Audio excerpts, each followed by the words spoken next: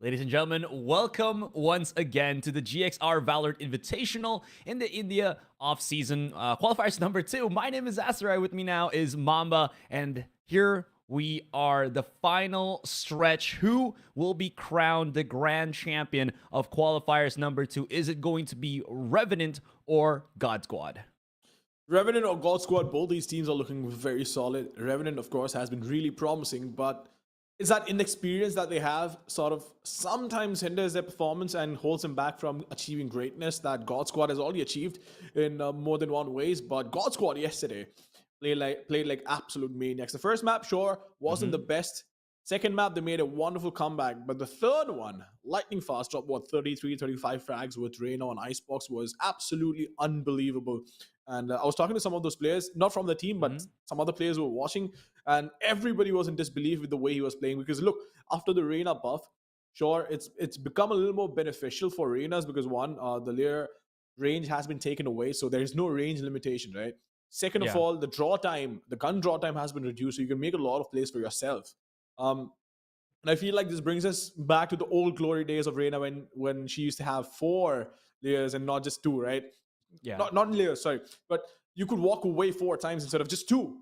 So a lot Yeah. of things have changed from then. There was a nerf where Reyna sort of became obsolete, but now it's back in the meta, or at least players want to play it because it's so damn impactful. The question today is though, what does Revenant have in store for us? Because I think one thing that we've seen is that God Squad can adapt to anything.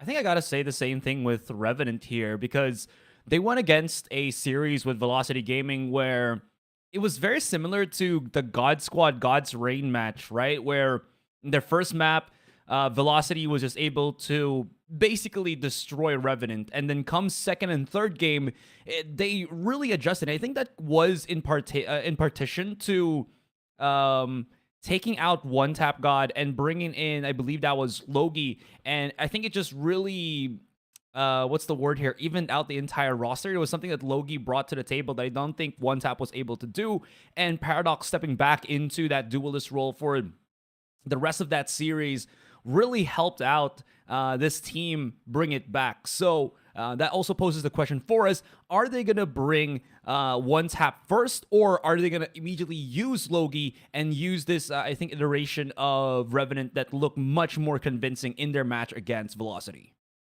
Well, I guess there's only one way to find out, right? As I always say, wait for the teams to actually show up and see who shows up in the lobby. Because look, we can speculate all we want, but at the end of the day, it's the teams that have control over who's going to play and who's not going to play. But One Tap God has been phenomenal as well. He's been pretty impressive. Logi brings in that stability, but I think One Tap God brings in that X factor along with Paradox. He's just so explosive when he needs to be, right? Even Paradox, for that matter, he can be really explosive, but a lot of times you do see him fall back onto a support role, depending on what the map is, depending on what composition they're playing. For example, you talk about Breeze as well, right? I mean, Chamber, I wouldn't call Yeah.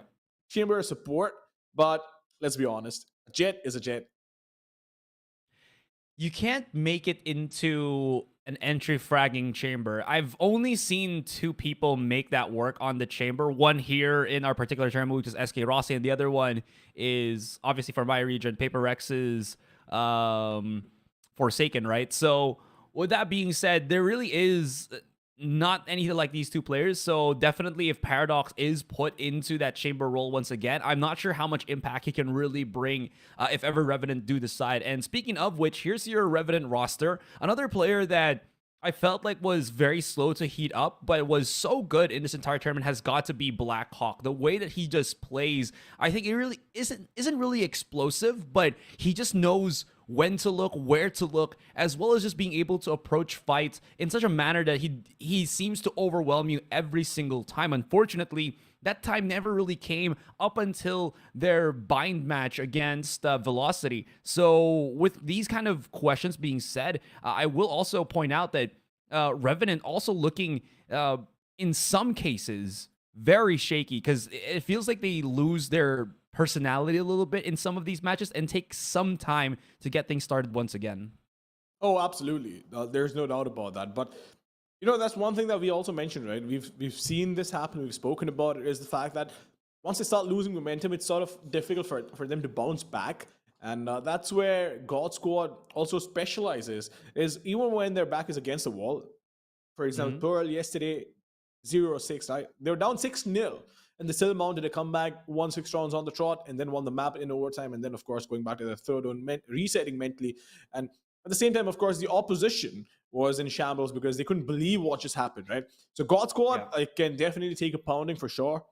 The question is, are they going to be the ones in control initially, or is it always going to be like one of those starts that we've been seeing? Hmm. Start off slow and steady, but just gradually build up on that. Ooh, that's a tough question. I think it'll boil down to just being able to see what the map selection, what the map veto unravels for us. But this time, of course, being it the final match that we have for qualifiers 2, it will be a best of 5. So there is really going to be a lot of strategy, a lot of tactics that both of these teams can try to employ even before the matches start, just to make sure that they get their better maps, I think, at the later stages of this tournament. Because if they know that, either Revenant or God Squad can can go the distance in this series, it's better off that they just use the maps that they're the best at once we go into, again, maybe game 4, game 5. But now looking at this, what do you think? Is it looking God Squad or Revenant for this veto? So Haven, once again, we don't see that Neon usually, but I really want him to play it. I don't know, for some reason, I just feel like he can create a lot of impact on that one. But Revan on Haven looks pretty solid. God's got an icebox, untouchable, absolutely untouchable. Ascent is dicey because I've seen Revenant play really good on Ascent, beat some glorious teams, but at the same time, they've also been taken down in quite a harsh manner. So if they want this to, if obviously Revenant wants to win this, which they do, it's going to be a 5 mapper, is the way I see it, or maybe even a 3-1 in the best case scenario. But Mm-hmm. I think I see this going all 5 maps, honestly. Ooh, I can definitely see that as well happening here, and I definitely resound your thoughts on Icebox. It feels like such a strong map for God Squad right now. But I will say as well, Revenant have also shown, excuse me, some proficiency with the Icebox map. I fondly remember talking about Paradox when he also picks up that Reyna, so we could be in for a treat here. We could see both Lightning Fast and Paradox pick up that particular agent and just see a head-to-head in Icebox here, which would be incredible to watch as of now. Haven, though, I'm not entirely sure what to feel about this. Both teams, as you mentioned, have actually really strong Haven maps. But what is kind of interesting here is, if I'm not mistaken, uh, the only real difference that they pick in terms of the agents, which is supposed to be like already a mirror match, is the controller itself, which I believe Revenant do pick up Logi on that Astra, while Hellranger, or who was it? I think the other player for God Squad here picks up the Omen. So I'm just looking at what's going to be the adjustment when they kind of go head to head on this one, and how big of an impact is the change on the controllers going to be moving forward into that first game. Yeah, no, Omen definitely creates a lot of impact, but at the same time, Astra allows you to be so aggressive while you're defending, right? We saw that. Paradox pushing up on A short, 2 rings towards A long, so they can use the gravity well, they can stun them, they can use the nebula to smoke them off. There's so many ways to play this, and we've noticed that Revenant loves to play aggressive, especially on defense, trying to take away that map control, deny the map control, also get the information. But where God Squad thrives is the fact that when they see an opening while they're defending, or even as their attackers, right, they will take it slow. They will let them have that map control, but there will come a moment in the round where they will find an opening on either A, B, or C in this case, because it's Haven, right? Mm-hmm. They will find an opening and try and exploit that and push in and get that information. A lot of times, what God Squad does is not get those first picks, but they get so much information, right? That makes the Mm-hmm. rotations on defense especially really easy, and that allows them to control the game, at least theoretically, even if not on the map. They have so much information to work with that they can quickly go in for the retake, and attackers more often than not are not expecting such a quick retake.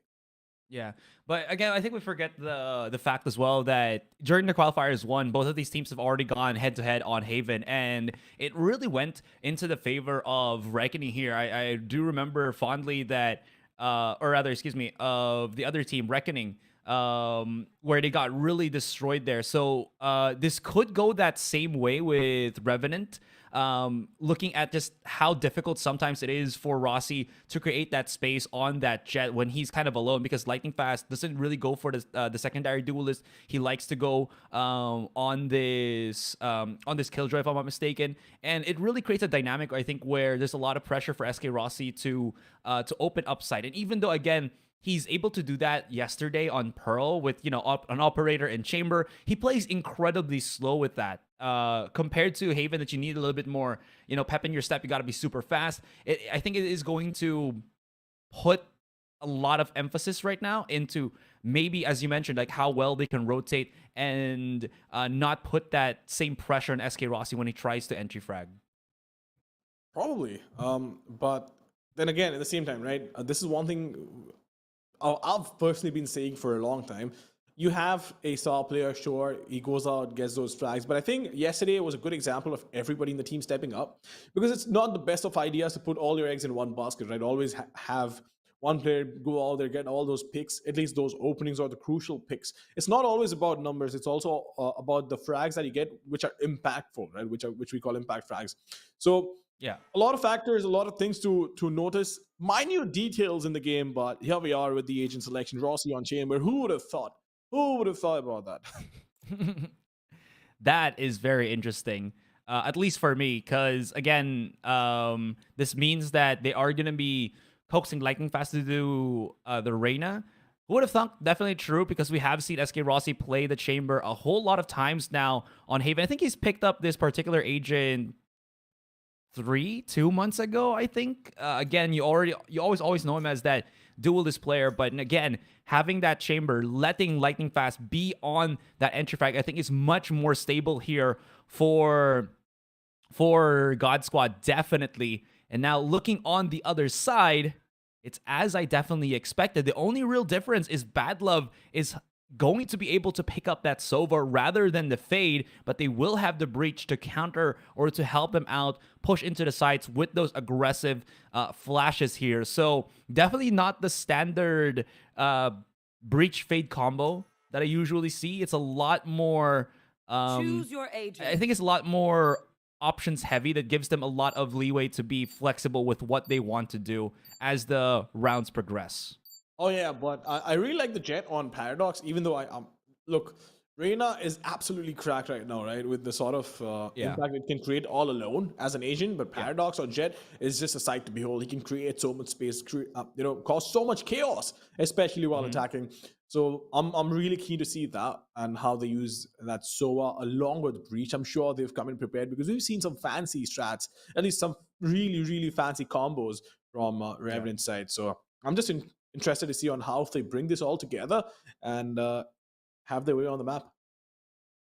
I'm very excited to see how this unravels, as you mentioned, because not really what I expected in terms of the agent selection, but it also makes a lot of sense now because of what we saw from yesterday, that there was just a different look for God Squad with how they played. Again, putting a lot more pressure in the shoulders of Lightning Fast, but he seems like he is ready and willing to take that mantle and provide more space here for God Squad. You mentioned how God Squad have been playing as a unit. They looked incredibly synergized come that last game with God's Reign, but I will also say, if it wasn't for Lightning Fast, I think a lot of the positions that they had, especially midway through that entire series, was going to be all for naught. Lightning Fast definitely has stepped up here and has looked incredibly strong. So definitely resound your opinions with the Reyna. But I will also say, on the other side, for Revenant Esports, I have a lot of faith with how Paradox plays as that duelist. I really don't like him on that chamber. It feels like he's a lot more tethered compared to any other chamber player out there. And when he's on somebody that can at least entry on those sides, it feels like he's a lot more coherent, a lot more consistent than than the latter. That's quite a take, honestly, because it's a lot of things to consider, right? I mean, I agree with it. Don't get me wrong, right? I definitely agree with it, but Yeah. then again, it's so many permutations and combinations. I still remember when the game had like 7 agents or 8 agents, whatever it was, right? When the amount of agents that have been introduced, I still feel like a lot of these agents have not been used to its full potential. Uh, you do see those occasional players that absolutely exploit the agent, right? So for example, Yoru as well, right? Um, sure, it's a duelist. It doesn't do that well as a solo duelist, but somebody who's really good on Yoru, right? Mm-hmm. Look, you see Forsaken, you look at him, you're like, maybe he's the best Yoru in Asia. Sure, because he plays at the highest level, goes out there, makes the most of the Asian, but he also is so cracked mechanically, right? But I've seen Mm-hmm. so many creative plays, even in simple, even in lower tier matches, or maybe in community tournaments, or even in like matchmaking. Sure, it's not a comparison that you usually make, but the sort of impact Yoru can create, especially on a map like Bind or Breeze, even on Haven, as a matter of fact, is Mm-hmm. unbelievable, especially with the fact that you can TP from one corner of the map to the other. Is just broken, is absolutely broken. But at the same time, it's also one Yeah. of it's literally the signature ability, so you can't really blame Yeah. him, can you? Yeah, it definitely can. I mean, if you combo that with a breach, it looks like such a nightmare to deal with, right? As long as they can pinpoint where you are, the fault line hits you when you TP, there's really nothing that you can do but just pray that maybe they whiff and you can get that one tap in. But other than that, it's a really abusive type of combo that is so difficult again to deal with. I'll tell you what though, one combo that I've really seen that works out wonderfully is the Yoru ult along with the Nightfall that Fade has. So Fade uses Nightfall on any map, it doesn't matter whatever it is.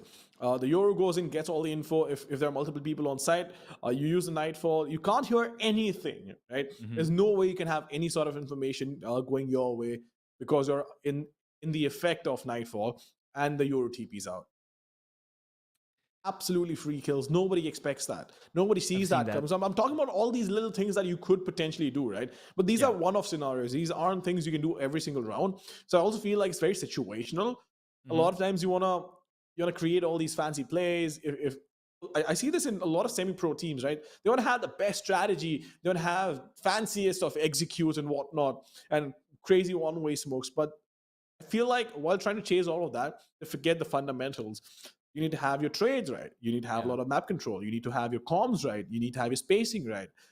Because these rounds, so these things are the ones that will win you rounds consistently. Mm-hmm. Executes are only for special occasions when you know for a fact that this is an extremely crucial round and you absolutely need to win this. So I feel like Yeah.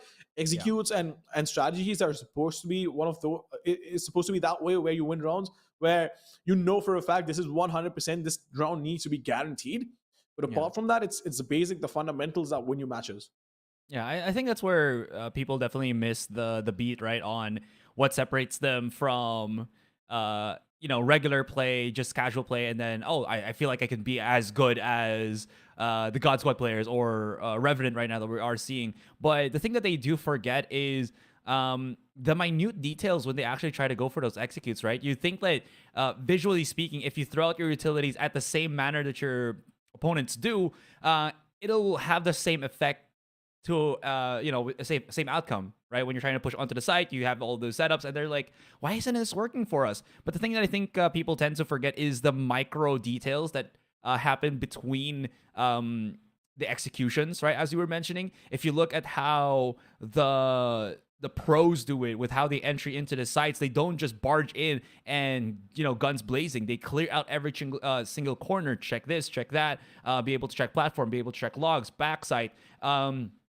and do that efficiently and in such a short matter of time, where if you try to do it yourself, you're like, I'm just looking at random stuff and hoping that I hit a shot and then open up the site, right? So there really is that fine tune difference that I think people don't really pick up on, and they think that, again, I'm going to be able to do this if I just copy this, but it not really. So going back, I think, into the series as well, we'll see how these teams try to fine-tune the details here, because there's so much pressure, I think, for the entry fraggers to really create that space. I'm not sure how aggressive the flanks would be from Revenant or Global here, but at least execute-wise, there's going to be a lot of emphasis on the shoulders of Lightning Fast and Paradox to really create that space. And I think more importantly here for from Lightning Fast is to be able to utilize that Leer properly so that his team can capitalize on the blind as they get into the site itself. Oh, yeah, absolutely. But let's just hop into the game and see what happens over here. But, you know, while talking about all these players who, quote unquote, have the X factor, we forgot about Wimp. That had such an impact up against VLT the last time around when they played on Haven. Revenant came on the top 13-7. Wimp had 18 kills, 12 deaths, 0 assists. But the kills that he had, right, were all impact kills. He was locking down sites. He was going and getting those entries on retakes.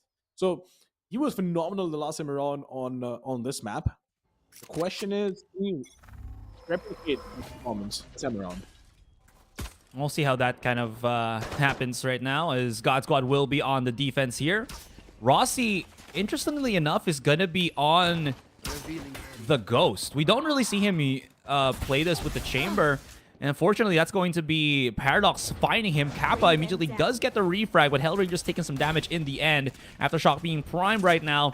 And it seems like the rest of Revenant are still going to be committing onto the A site as the defensive utility has already subsided. Kappa lines it up, backs it away. Perfect fight, but bad love ensues. Only going to be one left onto the side itself. The gravity well creates a little bit of space. That's going to be Lightning Fast, placing himself on the back of the side. But good flash overall from the breach there, and that's going to leave Skills by his lonesome. Yeah, Skills all alone, it's not going to be easy. Does have a frenzy to work with, but the crossfire is absolutely on point. Can he find the first one? Which he will, but the fault line going in, which will try and force him back with Bad Love. Doesn't usually miss easy shots. Had a frenzy to work with as well, but a lot of pressure on Skills to try and make that work. But Kappa does not just get the first pick, but also uses the shock dart to its full potential, while Rossi gave away the information. Hey, you know what? The Jet on short is low, take him on. But Paradox going in for the Bulldog, which is one gun I feel like is super underrated. Not a lot of players use Bulldog. They've all been using Spectres or even now Stingers, as a matter of fact, but nobody wants to use a Bulldog. But it's so damn impactful, especially on long maps like Haven. I wonder what's gonna be the answer here for God Squad against that breach, right? Because I feel like a lot of our Indian teams here have definitely understood how to utilize breach and utilize it well on Haven, but God Squad have just went the opposite direction and have gone the Fade and the Sova here. Granted, of course, these are still amazing initiators to use, but the big problem to that is, as you can see, the fault line is so abusive, as well as that flashpoint in just creating bits and pieces of areas where you can bully your opponent, right? Imagine if you're like a defender in God Squad side, playing at the back of A or C. One flash will definitely blind you, and you don't know where the flash is going to be coming from. You can't really react in time, 180 and then start shooting people. And even if you can, the fault line is always just at the back of things. So there really is a lot of pressure that Breach gives on attack. I'm not sure why they didn't go for him with defense, because he's also incredibly strong on the defense. Again, Aftershock to deny plants is incredibly strong. So again, I'm just gonna throw it out there because it could be a real hindrance down the line, at least for this Haven map here for God Squad. Oh yeah, but well, they have a little bit of information. They have an early pick as well. Paradox getting one, but Rossi will trade back. Loki is going to fall down. That is a massive problem. Rossi trying to ward those flashbangs like a professional, which he is, but Paradox will not let that slider, will not let him go away. Lightning Fast playing up close and personal with the classic. The only way he could possibly play that one.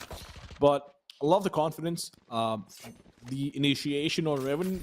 They know if they know where a player is, they will absolutely go out there and pick the fight. But Skills is going to get spotted because of that turret being present over there. Do they have a smoke to work with? Nope, that is not going to matter because they've all been spotted. Now Wimp, all he knows are coming in, but he's going to get taken down. Spotted the first guy. He knows there are more people, but all three players on the backside. This is a massive problem, but look at the adjustment from Revenant. Now they're planting the spike for the defender base. Bit of a mistake there, I think, just to set Wimp to hold the flank. There were so many players that just didn't respect it. Now, Revenant will be playing on the backside. Lots of delay tactics here. Ranger pushes up, but Bad Love was ready for the swing. One more. And that's going to be around again in the pockets of Revenant, but that push from SK Rossi as well from the pick onto Wimp, a little bit concerning for Revenant.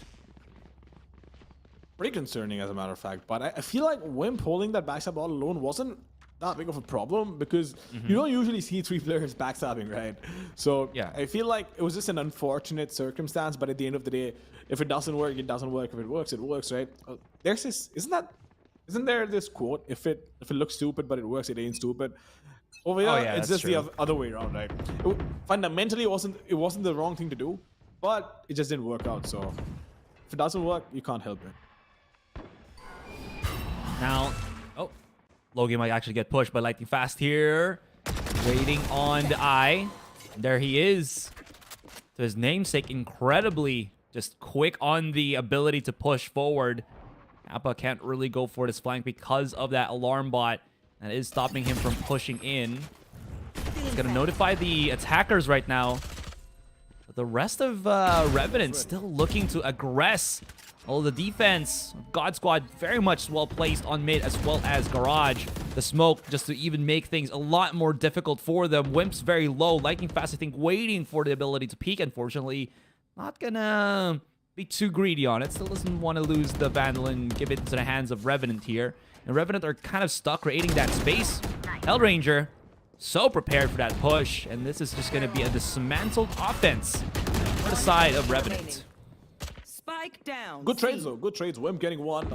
Hellranger goes all that, gets Blackhawk, but Wimp also gets taken down. So there's that. But good trades on both these teams. They knew exactly what they had to do. But Lightning Fast, look at the aggression, right? This man, there's no stopping him. He's been feeling it since yesterday and has been absolutely on point. But Rossi, as well, is doing what he needs to do. But I feel like, have you noticed, Killjoy as a Sentinel, I'm purely speaking from the perspective of a Sentinel, right? I'm not saying this as a comparison between the fragging ability or the potential fragging ability between these two agents, but I feel like Killjoy is a better Sentinel than Chamber because of the reason that you have an alarm bot to work with. At the same time, you also have a turret to make sure that even if the alarm bot gets taken out of the equation, you still have the turret to hold that angle off. I think at a certain point, people just have to realize that KJ is your traditional Sentinel, while Chamber is your Sentinel if you have good aim. Right? I mean, it's true. I mean, two of his utilities is all for good measure. Anyways, they come into the meat grinder. Great defense altogether for God Squad here. They try to throw basically everything that they had on the C site, but unfortunately could not follow through. Just a bit of delayed tactics, and it just ruined their ability there.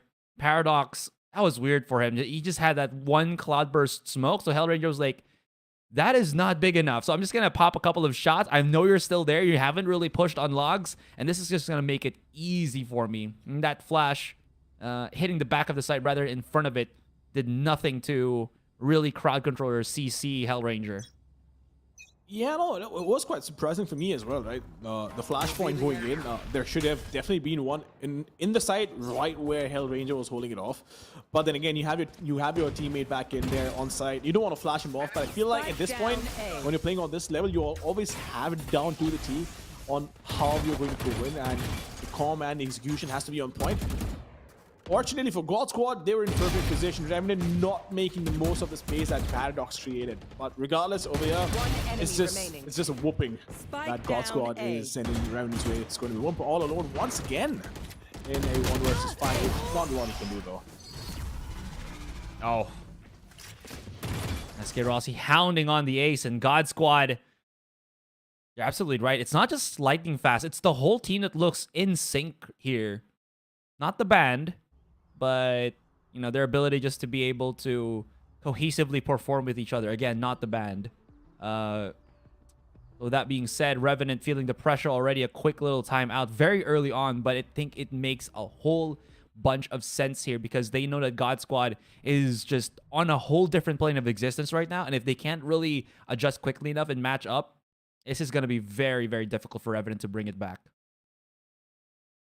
Yeah, it is going to be pretty difficult for them to bring it back. But one thing I really like is Malix has been super proactive in terms of getting all these tactical timeouts. That's one thing I've noticed from all teams apart from Revenant, that they don't use it as frequently as Revenant does, and Revenant is not afraid of using these tactical timeouts. They're like, you know what? We're seeing this slipping away. You guys made a mistake. You guys didn't go in. Let's not repeat it in this match itself. Usually you see a debrief happening at the end of the match, but I feel like Malix is absolutely on point with what he's been watching, the way he's been analyzing the game.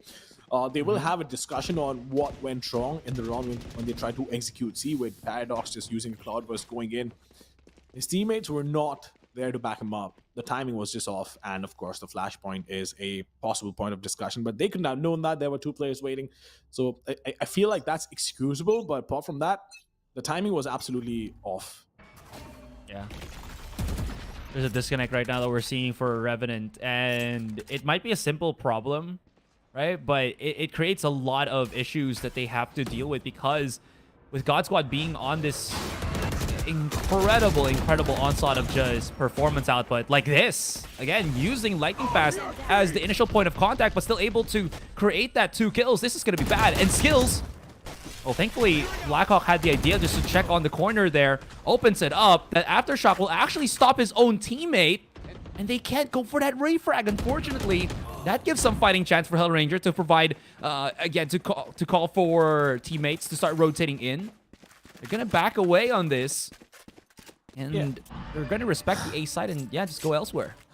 That was a questionable Aftershock, to say the least, but yeah, it stopped them from coming in. At the same time, they realized that both the players are on A side, so might as well just fall back. But Kappa, with the lineup ready to roll, is he going to use a Hunter's Fury? I feel like he just might. He was, as a matter of fact, but oh, look at that. Battle is going to get taken down, but Logi pushes and gets a pick. And now the information's been relayed. Hellranger knows exactly where Logi is, but is Logi going to play this smartly? Is he going to be the smarter one? Does he have more nerves than Hellranger? Wait a watch, but oh my lord, Hellranger almost whiffing that. But regardless, he does pick up the round, and for God Squad being on defense, having 4 rounds, I feel like that's phenomenal. Man, Logi just did not know, well, where Hellranger was tucked in. It was a safe assumption that it wasn't going to be C-Long because of how long the flank was from Hellranger. But again, because of how long it took for him to deal with Kappa's shenanigans on that Hunter's Fury to deny that first try on the plant, right? That gave so much time for Hellranger just to get that flank around. At that point, Logi was just hoping that maybe he's him clearing out every single corner will give him that contact. Unfortunately, no. Anyways, the struggle continues for Revenant after those 2 initial rounds. Lightning Fast, he's not done. Gets the pick. Still isn't done once again. Has an orb if he wants to dismiss back away. There's one at the middle of things. Skills kind of caught rocking a hard place, but he has the better weapon. He's holding on, but he needs a bit of help here. Assistance, mayday, mayday. Whip finds him. And it seems like there was an overheat here from the side of God Squad. We're only down to Kappa once again. The dash in could be the right click, but Paradox a little bit too slow on the trigger. And now Kappa left into a 1 versus 2. Thankfully for him, we will be seeing Wimp very low in terms of that HP. Should be hearing the movements of Bad Love.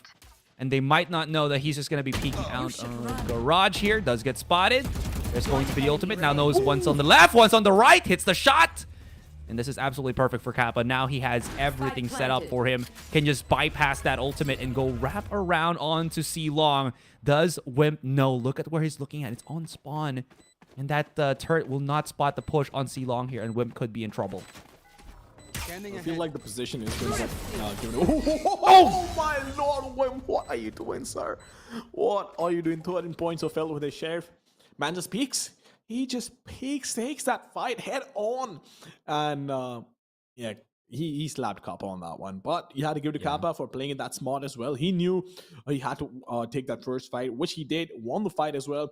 Almost got taken down by Paradox over here, but Paradox as well creating so much impact with the Blade Storm, just being an absolute menace to society, just rushing in and making sure that his team had a lot of space to work with. And it was also a problem because, look, here's the thing.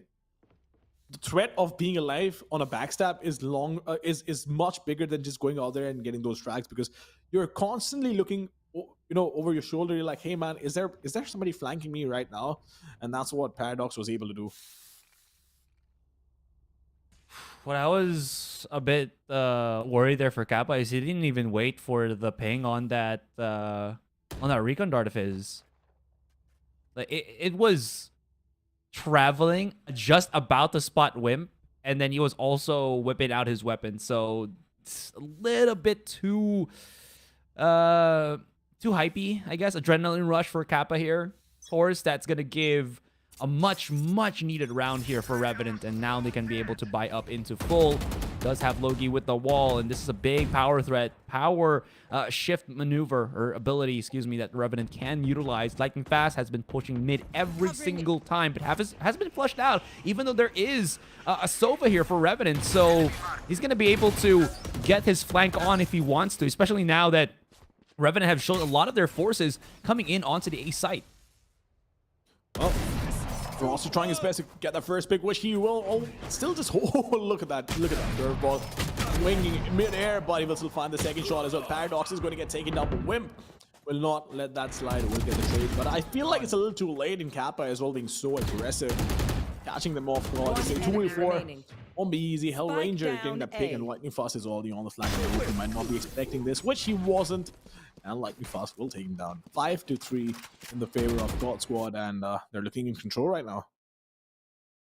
They're looking absolutely in control. Just a different, again, God Squad here. Or maybe, you know what, maybe I'm wrong in terms of describing what God Squad have been doing. Maybe this has been the old God Squad, right? And them being like this is their regular level of performance, just so contained, very much in control of the entire round. Look at how much pressure SK Rossi brings to himself. Lightning Fast didn't even need to go for that aggressive push. He waited for Rossi to create so much of a pull that nobody from Revenant was going to be peeking on mid, and Lightning Fast was just like, oh yeah, thank you so much, free kills for me, thank you, brother. Anyways, SK Rossi having that operator now peeking through on Sewers. Spike down. Could have a second, but yeah, no. That Tour de Force, or rather that's operator, not as fast as Tour de Force with cucking the weapon. Oh yeah, and I feel like he was overextending there a little bit just as well. But the problem is, he wasn't on a jet or something like that, right? He was on a chamber that can't really fall back unless you have your rendezvous available. So that was probably the only option that he had to go out there and pick that fight. So understandable, but he did end up giving away that operator, which potentially could have worked against him. But God Squad isn't going to let that happen. They don't want to have any of it. They've been getting picks on A short, A long, all in all, just dominating Revenant Esports. And I feel like one more round or maybe two more rounds on Revenant are going to be absolutely broken. Although, of course, Revenant's not going to take this lying down. Oh, okay, they're showing themselves. There's the gravity well. Wall even. They're really pushing this to the limit. Mamba, they're giving as much as they can. Skills, though, he's going to be pushing out, but they're waiting for him first before he peeks through. Now they can hear the plant. Now they don't know that Hellranger has wrapped all the way around, but the plant on Spike is actually in the back of the site. Now knows that they've tucked themselves here on Hell, and he's just going to make sure that short is not occupado. Hellranger throws out the Haunt. That's going to be a huge distraction tool. And boy, was it was. And now Blackhawk and Low Gear are down. And once again, God Squad recapping, a bit able to just bring back up the round. Oh, yeah. Oh, yeah, but I feel like that was very well played as well, with the fact that he was about to have a Haunt available. They played it patiently. They had information towards defender base. They had information towards A long, and a little bit of information towards A short as well. The only potential spot they could have been in was under Heaven, which forced Blackhawk to go out there and take that fight. And of course, his teammate had to break that Haunt. Otherwise, he was going to get spotted and be a sitting duck over there. Right now, Revenant, once again, they don't have any cash whatsoever to work with. And that's a massive problem. On the other side, God Squad is dominating their opposition. I feel like at this point, God Squad will just not stop. They will keep pressing where it hurts the most, and will keep pushing. Look at Lightning Fast. He wants to regress out once again. He's feeling it.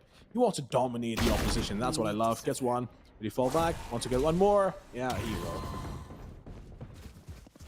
Now, again, this isn't easy to do, right? What Lightning Fast is doing. He does have to get like a certain amount of help from his team as he tries to go for the shenanigans push.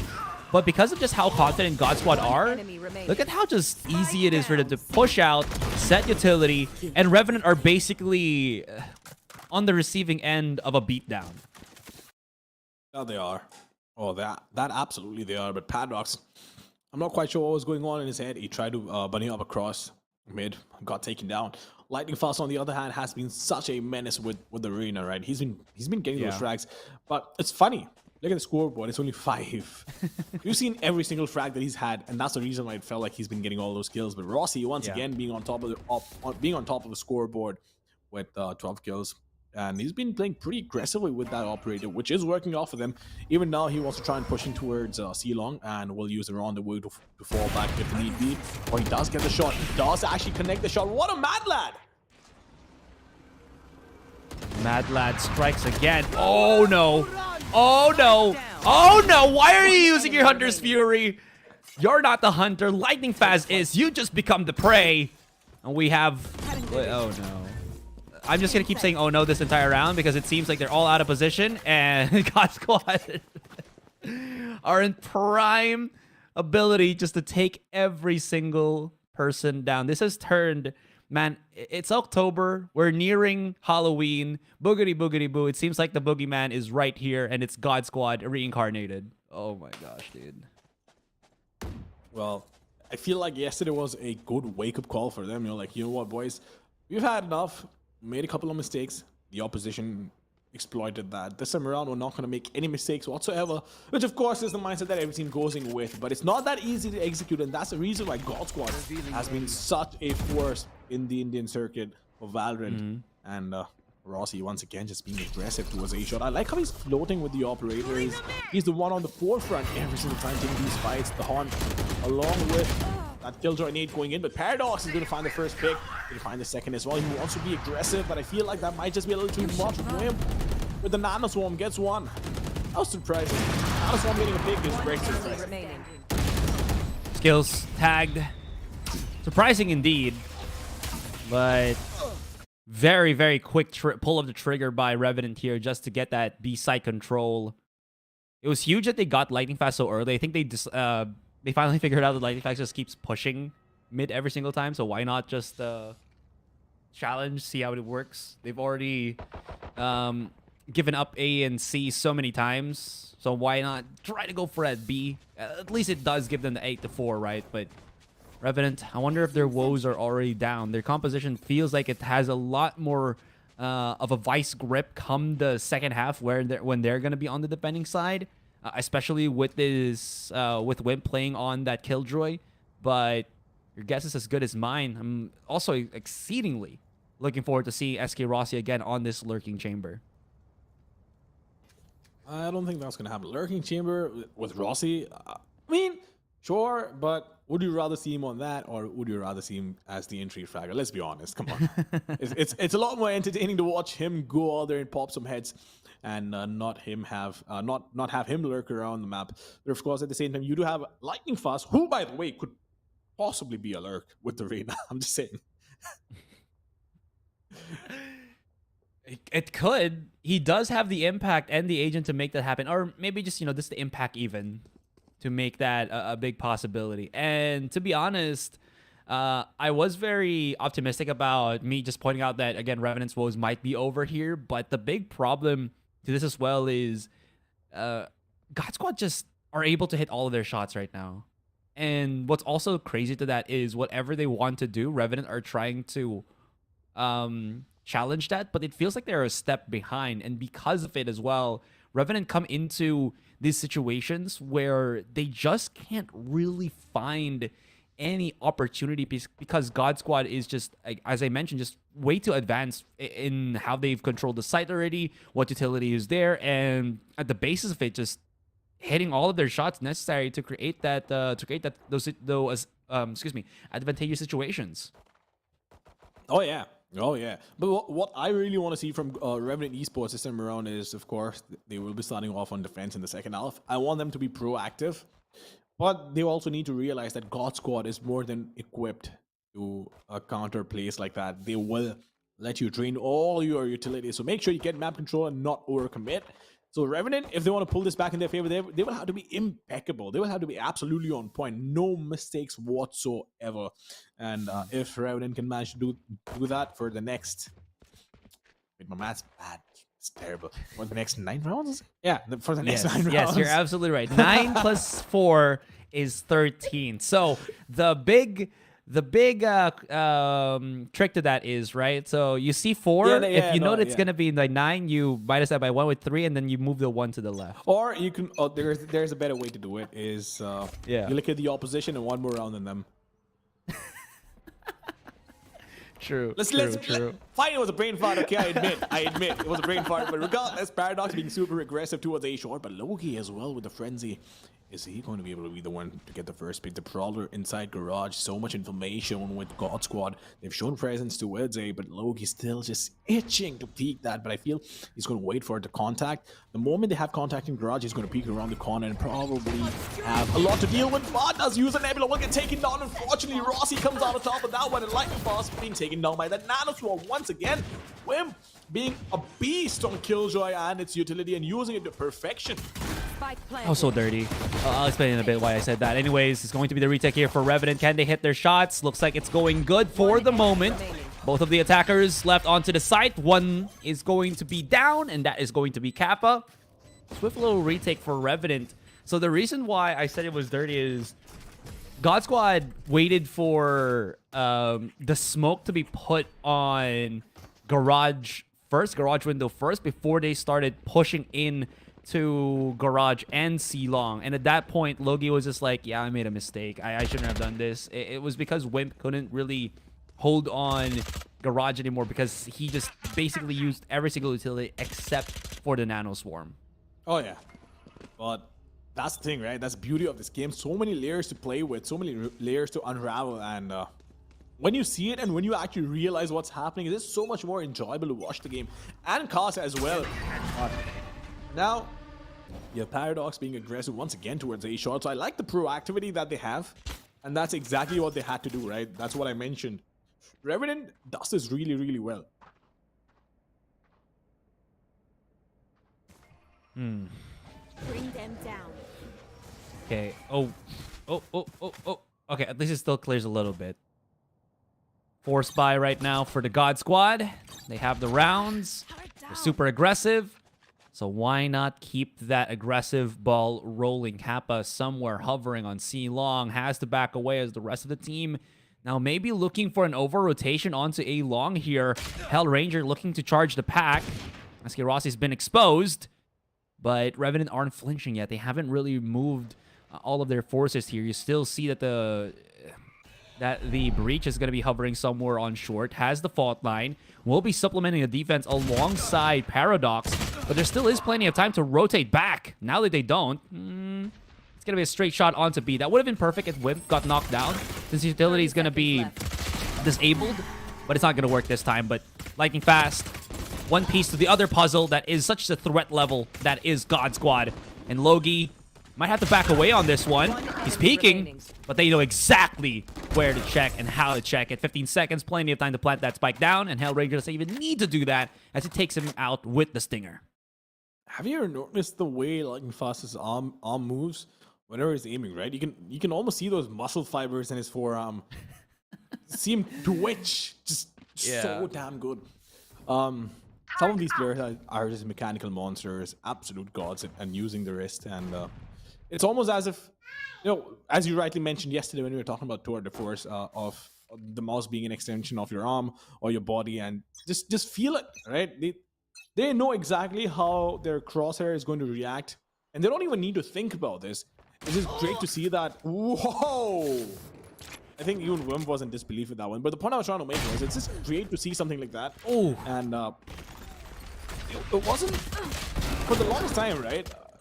There were not a lot of players who could do that, but now you're seeing this new breed of gamers. You talk about Paradox, you talk about Lightning Fast, a lot more players, right? Deathmaker's been around for a very long time.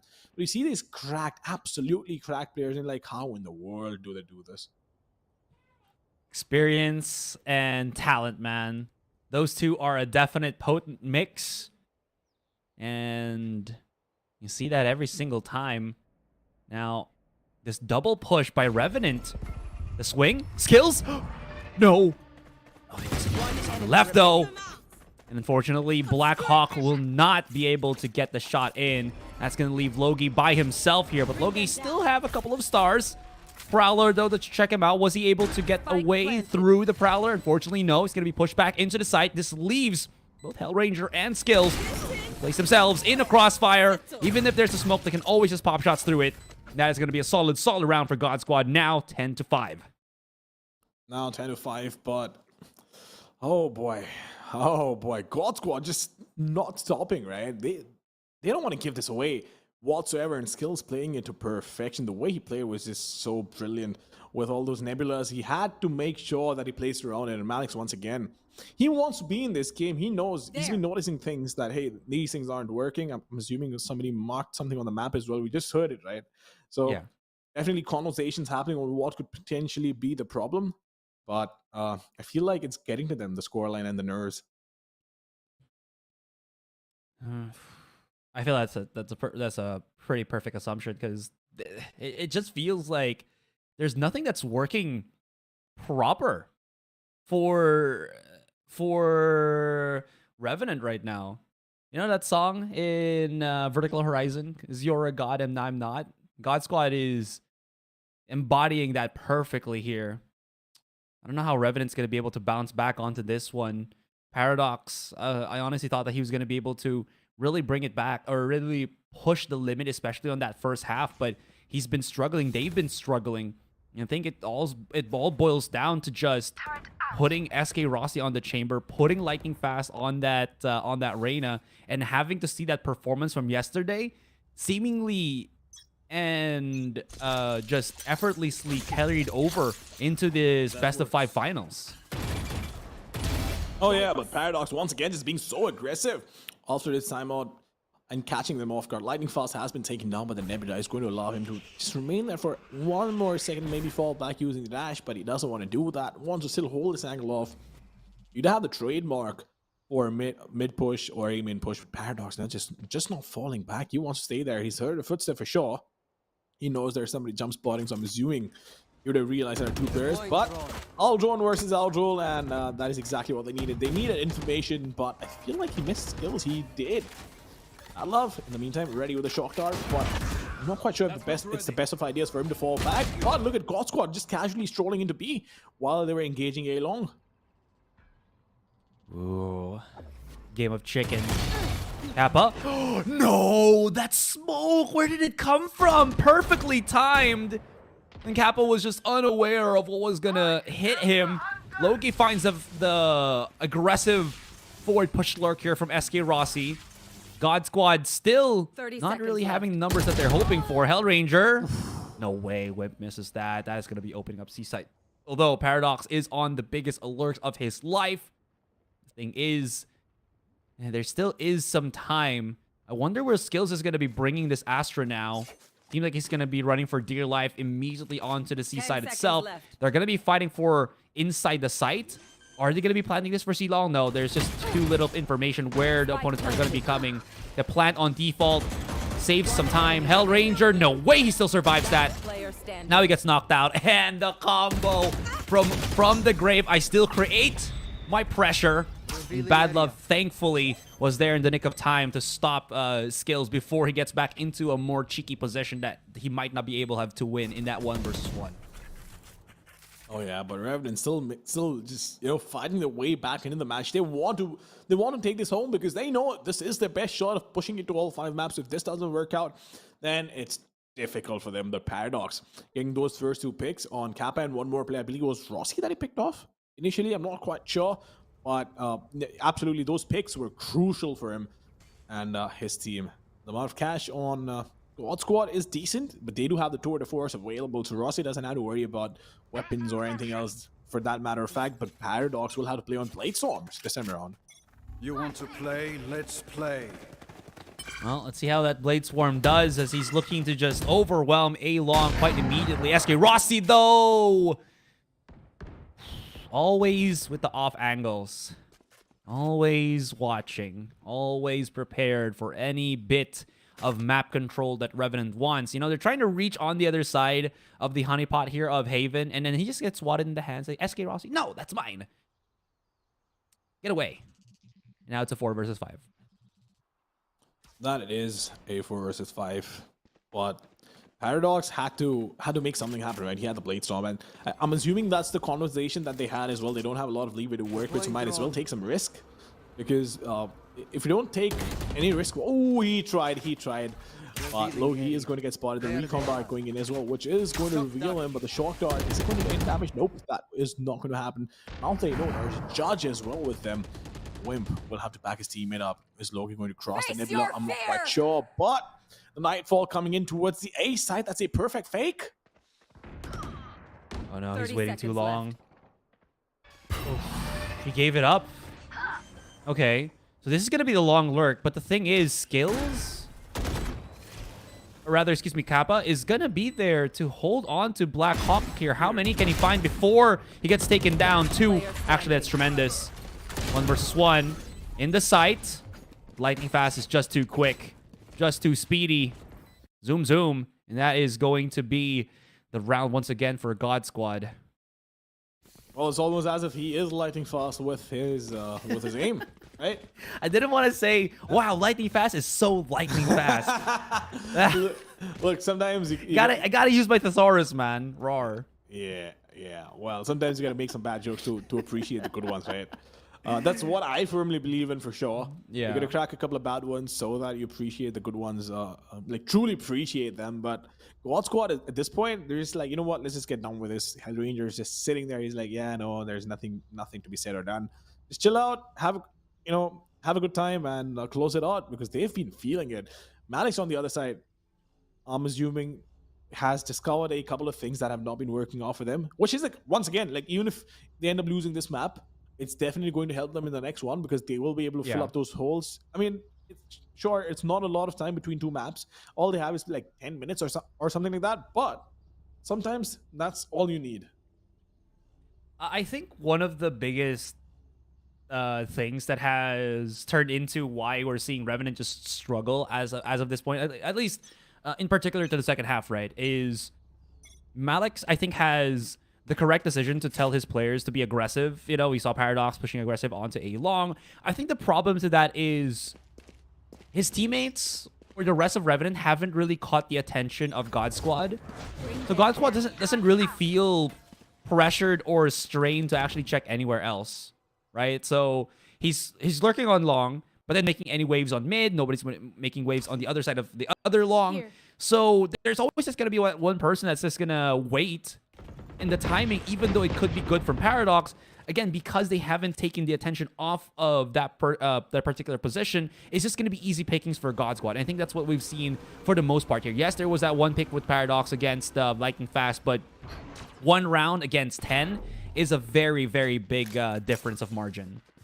Oh yeah, but Paradox is going to start falling back. He had that information to work with, but Lightning Fast towards mid is going to use that layer to take out the turret so they can start moving in, but are they going to commit to this? They've been getting some wonderful fakes, and Revenant have not been able to get a read on them because they were so good at maintaining that pressure, right, on whatever side they were faking. It's incredible to watch. But even now, right, they showed a lot of presence towards mid. They still have the chamber on mid to work with, and they've already started moving towards A. A is completely open. Battle Love will get the information. The rotation will come in by the chamber. It can act as a lurking chamber and maybe get it.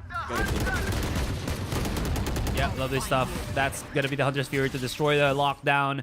Whatever they want to do, it's not going to happen now. Late lurk from SK Rossi has the classic 1v1. He still wins the fight. Beautiful placement on that crosshair. Wimp is just getting bombarded with ammunition on Heaven here. And I'm not surprised that he's going to get taken down. Took a little bit longer, maybe a second longer. But that is going to be them down for the count. And here we are, Mamba. Game number 1 match point. Yeah, it is going to be game number 1 match point, or as we like to call it, map point, to keep things simple. Oh, yeah. Yeah, Revenant Esports have definitely struggled. I mean, look, they did give away a lot of rounds in the first half as well, but at the same time, I feel like it was just God Squad playing so well, right? You can't even blame Revenant for making too many mistakes. It's just God Squad completely outclassing them. And it feels like Yeah. these are teams in two completely different leagues altogether. Paradox still trying his best to get that early opening, but that's not going to happen. Rolling Thunder coming in this time around. Paradox wants to go out there and get it. Lightning Fast is going to fall prey to his hands. But the Owl Drone, you find some information. Yes, indeed they do. They know there's a lot of presence towards A-Long, and they will start falling back now. I feel like this is the perfect opportunity for them to start aggressing towards C as well. I'm talking about Revenant, by the way, not God Squad, who have that constant pressure and information coming in, but the Cosmic Divide is going to be a problem and have to deal with. Now that they've used that Rolling Thunder, Black Hawk is going to have to be front of the sight. Spike down. And B. boy, his impact enemy is definitely fell. 2 kills already. SK Rossi is going to be the one to remain. Paradox. Oh, that Fault 9 is sublime, but SK Rossi still hits those. He hits more of that. Spike has not yet been planted, so there's no pressure on SK Rossi to actually try to stop the defuse because it hasn't really happened yet. Oh, no. How is he going to play this one? No, he's outside. All right, perfect. Bad Love does get the frag in the end, but super expensive. And again, giving SK Rossi that 4K. Oh yeah, also it was definitely a very expensive round, but the Rolling Thunder being used towards A main was, I feel like it was very smart, and Blackhawk also played wonderfully towards a B side, making sure that he plays aggressive with the Cosmic Divide and takes that risk, because without that they would have had free control to the side. So there comes a point, right? We always talk about point of diminishing return, but there comes a point where it starts getting pushed away. Like, the boundaries just keep expanding because they only have one round, one mistake to make. One mistake and they lose a round, they lose the map. Well, that does make their knees weak. Mom Spaghetti. Oh, that Hunter's Fury is beautiful. Yep, stops them from coming into the site. Wimp finds himself a pickoff. Backs away. And Revenant starting to find the dredges here. SK Rossi getting closer and closer. Heard the drop. Is aware that there's 2 on the front of him. And he deals with it so swiftly, so easily. Now he's coaxing someone to actually just try to peek him here. 2 versus 3. Knows that the Sova is all the way through spawn. Paradox, he's going to find skills. As he does. 1-on-1. Kappa. Tapping away, and unfortunately, Paradox's aim not true enough. Kappa will be the one to get that. And we are looking at a map 1 heavily taken by God Squad. Oh yeah. God Squad was so dominant on the first map, right? It's almost impossible to believe that was Revenant that they were playing against, because Revenant had a lot of promise to show, because the recent matches that they've played, right? They've taken down some good teams, but unfortunately in this one, they just couldn't show up, and God Squad was outclassing them absolutely in every aspect possible. You talk about map control, comms, even duels, right? A lot of times they were winning those duels. There were a couple of rounds where you saw Revenant be like, hey, you know what? We'll take you on head on with our sheriffs, and they did manage to win those rounds as well. But it was just God Squad being a better team overall. I couldn't have said it any better, dude, because we can try to, again, just dissect everything that happened. I think we've talked about that too much already here. Now, the new question that is being asked here for Revenant is, are they going to be rotating some of their players now? They still have one Tap God that we haven't really seen in this series. They can bring him now, maybe to create a fresh ecosystem for Revenant to try to breathe in here, because as we mentioned, everything that God Squad has done has just stifled, I think, the freedom of Revenant for whatever they wanted to do. Again, I mentioned how they wanted to get that map control, but it just didn't happen because SK Rossi was just basically everywhere on their perspective, which is so difficult to deal with. And I mean, again, this is a best of 3 series, but best of 5 series, but there is just so much pressure right now being done by God Squad that they seem a whole lot unstoppable coming into that second game. Oh yeah, absolutely. But you still can't discount Revenant, right? They have a wonderful support staff. I'm sure Malix is going to have a word with them. They do have the potential. They have the skill, right? What they might lack is a bit of experience, but at the same time, that's why you have all the support staff that you do around you. And in terms of individual players, I feel like they're up there along with the best in the country, best in the region.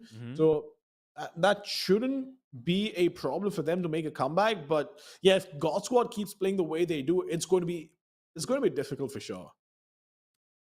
Difficult for sure. Now let's look at the map MVP. None other than SK Rossi. Wow, MVP SK Rossi. It rhymes, dude, but it makes sense because he's been the one that has basically created all of these opportunities for his team. We talk about it, before this first game started, it was lightning fast, but it was a good mix of the both of them, actually. SK Rossi able to pick kills with an ACS, an insane ACS of 436. We talk about 300 plus being already good, but he goes the step further with 436 to that average combat score. Oh yeah, 436 ACS. I was just trying to not look at the numbers because I saw 4 and I was like, you know what, let me not even bother. But 8 first bloods, 436 ACS and 132 econ. So you had to bow down to this guy, right? Rossi is just phenomenal. There's nothing more, nothing less to say for him. And at least personally for me, right, it's almost boring on how regular this guy dominates the opposition, right? Because all you keep on hearing from all these matches, all these tournaments, oh, Rossi played really well, Rossi supremacy, Rossi this, Rossi that, Rossi whatnot. But the problem with this is that he's just so damn good. It really is. So with that being said, we're going to go to Icebox, I believe, in the second game, right? Where that is just another domain that SK Rossi has definitely proven himself. He's going to be playing that chamber once again for sure. Lightning Fast will is going to go for the Reyna. If it ain't broke, don't fix. So what will be the adjustment here for Revenant? I do know that Paradox does play Icebox rather than One Tap God, but will they adjust and try something else, or will they bank, or will they put their trust into this duelist player, right? With all of that being said, of course, it is still very early into the series, but we can only assume what is going to be happening here and now, because it feels like, again, God Squad didn't really need to show so much of their power there because SK Rossi got all the kills. Even Lightning Fast was just like 12 kills, man. But that didn't mean that he had no impact whatsoever. It just, again, shows how much SK Rossi can really explode when he's given the room to do that. Oh, absolutely. Imagine both these players popping off at the same time. Oh, not just that. Imagine the entire team popping off at the same time. You'd probably see a best of 5 series be done in the time span of a best of 1. Probably just speed run all these tournaments, but of course, you don't always get to see that. But what we will get to see, though, is a lot more action when we hop into map number 2. But right now, ladies and gentlemen, it's time for a quick breather. Do not go anywhere because we will be right back.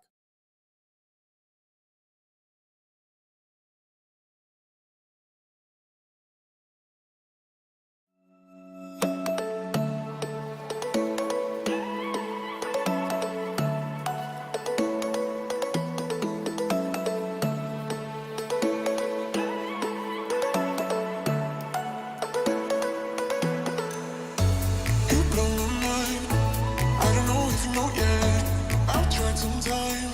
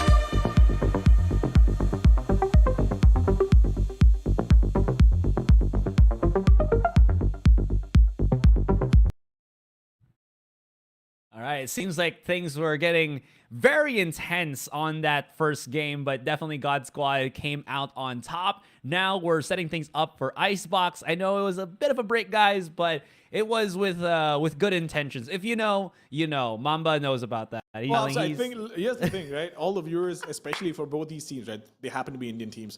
They know what's happening. They know why the break kept extending, because apparently even the players were caught up watching that match. So it is what it is, guys. You know, it's a country that loves multiple sports, but here we are with one. And once again, and it's going to be Icebox, and I'm sure all these players are pumped up, emotions running high for sure. But yeah, we'll see what happens. All right, again, we talk about the map veto from a couple of minutes ago before we went into that break. Icebox definitely is, at least for this particular tournament and this particular series in and of itself, is incredibly God Squad sided. Though I will say Revenant did win their series against God Squad previously 3-1, but I don't think they did play Icebox in that particular series. So I wonder how prepared Revenant are coming into this particular fight. Actually, excuse me, I take it all back. They actually fought in Icebox, but it was 14-12 in favor of Revenant here. But history could change itself now because of just how solidified God Squad's performance is. Oh yeah, oh yeah. But this one's been picked by God Squad itself, right? This team, we saw them on Icebox yesterday, and we've seen the kind of performance they can bring on the table as well. So I feel like it's going to be tough for Revenant. It might not be the map for them, but then again, so was Haven not supposed to be this dominant, at least in God Squad's favor. Revenant was supposed to put up a fight, but they were unable to do so. So you never know what could happen, regardless of whoever's pick it is. But if God Squad manages to seal the deal over here, I feel like this could potentially be a 3-1 because I'm really hoping that Ascent goes the distance and maybe Revenant can pick it up. I hope Revenant can pick it up, man. They again, I feel like this team is so incredibly talented with the roster that they have. Unfortunately, they've been struggling to keep the ball floating. At least the good thing about this, though, right, is whoever wins this series, it's more of bragging rights than anything else, and maybe proper seeding. But at least they've already both qualified for the main event happening next month. So with all of that, Revenant can always bounce back. They can always showcase what they've got. But of course, a win against God Squad here will just solidify that they are a team that can beat God Squad multiple times on multiple occasions. Oh, absolutely. They can. They have the potential to, right? This is something that we've been speaking about forever, but the tricky thing about potential is that you can talk about it as much as you want, but it's still potential. You need to live up to it. You need to convert it into actual opportunities and actual results. And if you can't do, then what good is the potential that you carry, right? So I feel like at the end of the day, it's results that matter. It's the outcomes that show if you've been able to live up to what you wanted to, and if the teams are good enough to compete at the highest level. So I think Revenant definitely has a lot to prove in this map. And the God Squad, on the other hand, is just going to try and seal the deal as soon as possible. Absolutely, absolutely. So I guess we go back to that question again that I posed before we went on to the break. Are they gonna keep with Paradox here, who is the staple Icebox player for Revenant, or will they bring in One Tap God just to make things up and see what else, or if his impact is gonna be better, if not different from what we saw with Paradox? Or again, are they going to double down with Paradox here? Is he going to be able to bounce back after that break, especially when everybody's just happy right now, hyped up and and everything? So yeah, I'm curious to see if they're going to keep or change Paradox, or even change someone else in the Revenant roster, because they have done that in multiple maps. I don't think they will change Paradox, to be honest, because Paradox is one of those players that you could have on any team, right? Every team in the country would want to have a player like Paradox because he's just so damn good. But also he needs to have that support system around him. So I feel like if somebody had to go out, it would probably just be Loki like every time around. But I think we'll just find out what happens, because I'm not actually connected in the game to see what lobby is coming up. So I think it's a surprise for me as well. Yeah. I should also ask to get into the lobby next time, just so I can check it as well. But you're absolutely right. Speaking of Loki, though, I think he was struggling quite a lot in that Haven map, even though people would just point out he was actually hitting some shots, But unfortunately, I think it's just more of the strenuous nature of using an Astra. You saw how many times he was just setting things up on in astral form and keeps getting caught by just timings and everything. So Loki's looking a little bit sluggish on that first game, and maybe you're right. Maybe they can also bring back Paradox and One Tap God. I know that it is gonna reduce the utility usage share of Revenant, but at this point, I'm just like pumping out ideas of what we could be expecting coming into the second game. Oh yeah, I mean, there's a lot of ideas for sure. But I feel like, yeah, no, Paradox is 100% just going to be there, no doubt about that. But what agent is he going to play? That's a question that I want to find an answer to. I mean, sure, we have data to look at, but I'm always hoping that you see a change in things, the way they've been playing out, or at least these players go out there and throw a spanner in the works. Because God Squad in the first map, once again, I keep going back to the first map itself, but it was just so surprising to me that they pulled it off. 13-7. But regardless, we'll hop on to the agent select and we'll see what's happening over here. And one tap god isn't going to be playing. Ooh. Oh. But Paradox is going to be on the chamber. Is this going to be a no duelist comp for Revenant? Well, it's a big possibility. It could be, honestly. Look, this is one team that we have seen play no duelist before as well, especially on SN where they played 3 initiators. So I think it's not too far away, but Lightning Fast, on the other hand, obviously is going to be on the arena. But Sage is just so annoying to play against with the wall. We have a Viper along with KO and Fade. Paradox on chamber, which almost is just as good as a duelist. Sure, you can't create a lot of space, but I feel like it's good enough. So I think we'll just wait for Lightning Fast to see. We'll wait to see what Lightning Fast has to pick. I mean, Lightning Fast is also proficient on. Maybe he'll go for no. They already have double sentinel, Choose so your maybe like an agent. initiator or another controller. But I think you're right. It has to be the Reyna, right? Yeah, there it is. I mean, again, we can only speculate, but I think that solidifies the entire team here. What I am kind of nervous about here for Revenant is it's a composition that really works well. I would say the no duelist comp on defense on Icebox, but I think the big struggle here is teams that have gone up against God Squad's offense. Typically, when we saw yesterday with God's Reign, they were definitely struggling with just figuring if they want to play retake or if they want to play and anchor the site, right, and try to stop the offense that is God Squad. And the reason why I point this out is that there's a really weird thing that happens, I think, when you play without a duelist on retakes, that you just don't have that explosiveness that the duelist brings. And then even if you have so much utility, if your opponents are also a 5-stack on that post plant, they also have a lot of utility that they can just use to make your life a living hell. And then if Lightning Fast is still there, he'll have his charges, get kills, reset.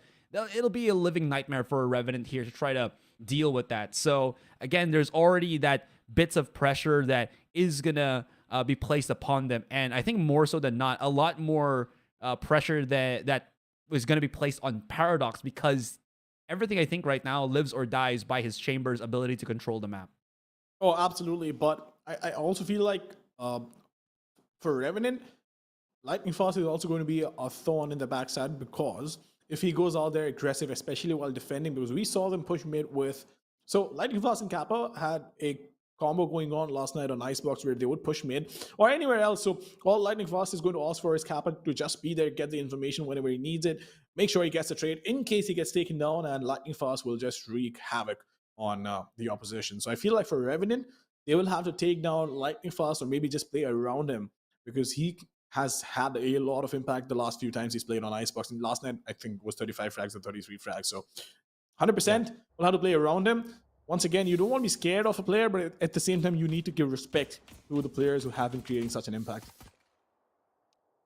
Well, everybody right now for Revenant definitely has to get that impact in. Lots of emphasis here. And the reason why I also pointed out Paradox is you saw how yesterday, when a chamber is able to control a certain portion of the map, that allows, usually it's like, a greedily controlled portion, which is like on kitchen, and he'll have his prep on B. This allows the rest of the team who might actually just 4-stack a site. And having no duelist, I think this is a lot more usable, because again, their ability to retreat, reposition is going to be severely cut off. So being able to have that numbers and threaten for refrags is, I think, the better option right now for Revenant to try to deal with something. Oh yeah, but look, he's being so aggressive. He does have a ghost to work with, but Rossi, on the other hand, does pick up the sheriff. The last time we saw him play was on Haven with a ghost, which was a surprise for you and me both. But this time around, he's going to go in for the sheriff. Revenant losing out on 2 players. God Squad is just looking in control of this round as well, while Logi tries to get any information if he can get his hands on, but Battle Love needs to stay alive over here. Can he find those picks? That is a question. He's trying to sneak up, but has been spotted. Does get the first thing. Will get overwhelmed. Will get taken down. How about just single-handedly opening up the pistol round? Spike for God Squad here. He's already gotten 3 kills, if I'm not mistaken, purely from just peeking. Logi finally stops the bleeding here by taking down Hell Ranger. There's a lot of missed positions right now for Revenant. Wimp by himself. Rossi very much already prepared for that swing. So smooth on the shot. And that first round looking very very nonchalant. Very nonchalantly easy for God Squad. Oh, yeah. Oh, yeah. But, yeah, Kappa with that 3K initially is going to be happy about that, of course. Feels great when you're able to go out there and connect a couple of shots. Because at the end of the day, right, no matter what role you're playing, a couple of kills always makes you feel good. And that gets the momentum rolling, sets the ball rolling. But for Revenant, I'm not sure if they will want to aggress this in the round, but it does look like they have a 3-player setup towards B main, and Paradox trying to peek out. I'm not quite sure why, but he is going to use a rendezvous to fall back. Rossi, in the meantime, I feel like he's heard him, but Paradox will shut him down. Lightning Fuzz once again trying to find the pick, but we do have Logi. Look at him, he's still on yellow and trying to creep up. He might just find the drop onto Lightning Fuzz. Lightning Fuzz does not realize there is somebody still there. He's going to drop down. Logi does not peek it. Logi, he's alongside Paradox. Anyways, Wimp now gonna be hearing that rotation on mid, but unfortunately for the defenders, there's nobody here. You're talking about Fast and teammate, and I believe that was Kappa, really loves to go together, the wacky tandem of the two. Oh, Hell Ranger. Don't bring a knife to a gunfight. That's gonna cut off the rotation here for both skills and team. But they've called out the both of the remaining players of God Squad that was pushing on the B site. This is gonna be good. Lightning Fast is already there, so he's getting a bit of map control here.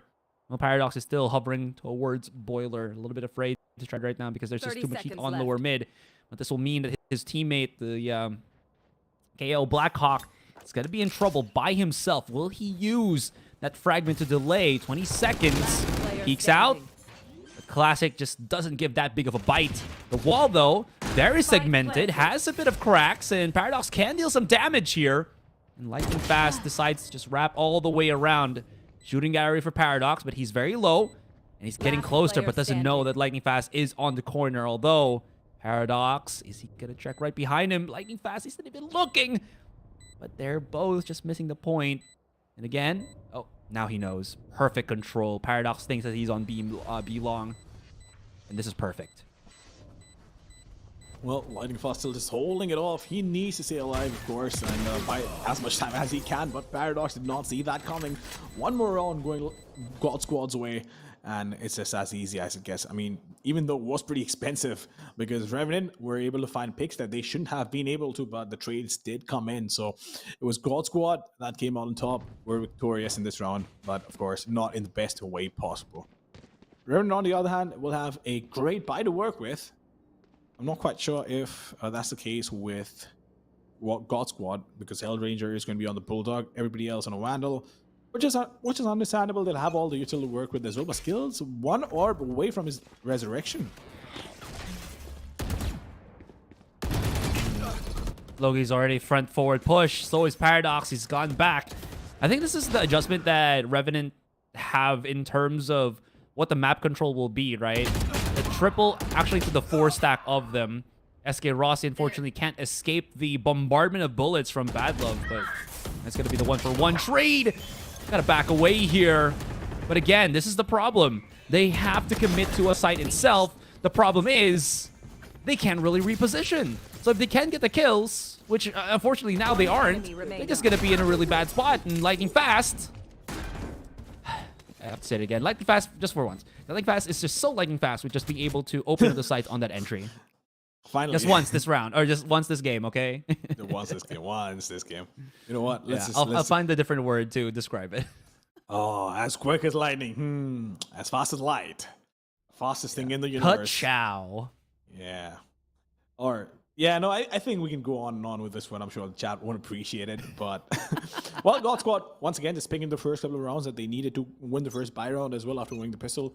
So they're in control right now, and God Squad is being thrown around. Unfortunately, this is something we expected on Icebox, given how dominant God Squad has been. Not a game though. So I'm still stuck up on it.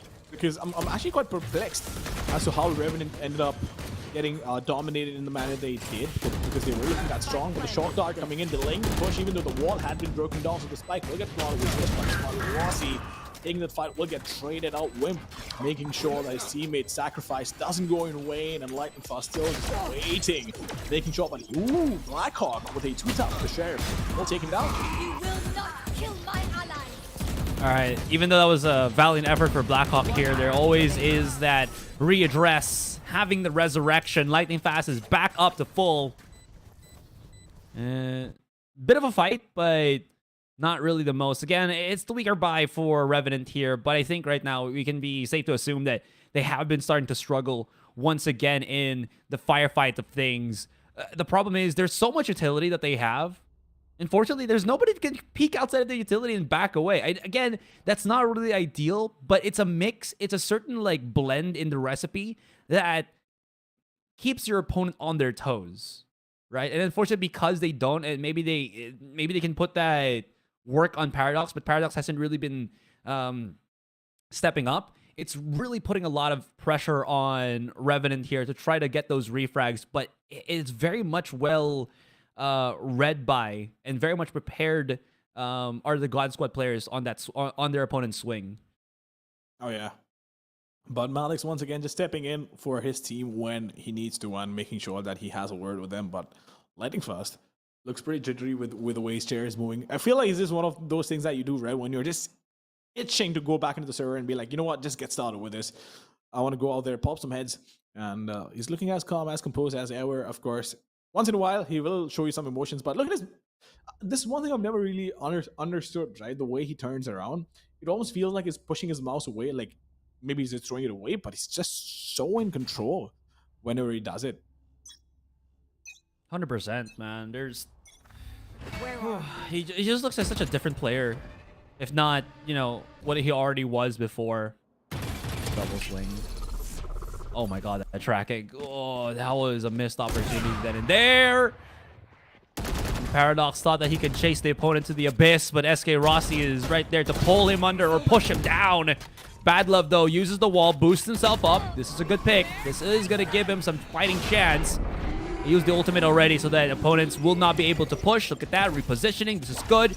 Able to utilize their big ultimates, create a lot more space for Blackhawk to start pulling himself to the back of the site. Now, because Bad Love was able to get that pick off, I'll find he you. will have the ultimate to utilize to bring his teammate back from under tube. Although, I think God Squad realizes this, and that's why they're readdressing the mid push. Wimp is trying to delay as much as he can. There's the aggressive push, but it's through the smoke, so this is just a terrible idea, all in it together. Lightning Fast does get the trade off. SK Rossi also alongside him, holding hands on spawn. Now they've lost all control of the map. They're going to have to try to squeeze through on this one, but there's just so much happening and so many angles to try to deal with. Thankfully enough, they will have the spike in their hands. They've also coming in closer and closer, and how does he know about these angles, man? And this gives them a fighting chance. 18 seconds, though, but that KO Blackhawk is still hovering somewhere on A main, which could really ruin the push through screens. Oh yeah, absolutely, but Paradox not being able to finish him off. Lightning Fast will survive on 30 points of health, and he does. Spike planted. As One enemy remaining. they are available, so he could potentially here find one pick, but he's going to go in for the ult. So just going all in with this one, but is he going to get taken out? Oh my god, that is going to be unfortunate. Does get one, will not be able to walk away because of that knife, and yeah, Logi finishing him off. That was actually quite smart because they knew, you know, Empress was activated. If Lightning Fast manages to get one kill, that's a problem for both these players. So using a knife at the best possible time and making sure that they guarantee the round. But Rossi, yeah, you were saying, right? How does he know about all these angles, experience, and just literally being built different? 100%, dude. Look at this. It's just like, yeah, I know this angle. You know, I've played this game for as long as I can remember, you know, from like two years ago, and I still don't know about that angle pushing through under tube. Like when you try to push through that, you're just like frantically, Let's play. you know, running in and just hoping that nobody's looking at you from awkward public. B-side 2F for out of the kitchen. It's just terrible, man. Anyway, Paradox opportunity. make some damage here on Tube, but nobody really wanting to fight that once again. It's the rest of God Squad looking to just enforce their will, enforce their play outside of B long. Well. Logi will just wait it out because that's all he can do. He has no other information apart from the fact that there is some presence from Reyna and one more player. Paul the Viper Spit coming to picture. They do have one more Viper Spit available on the opposition, so they could counter it with Logi's Viper Spit. Lightning Fast is going in, but the Snake Bite is going to delay the plan. But is this what they were planning to do? Regardless, they will use the wall late because they were expecting that Snake Bite, so that's pretty smart. Playing it patiently, not overcommitting, not being too jittery, but Lightning Fast, oh my lord, probably means he's taking so much damage that he needs to fall back.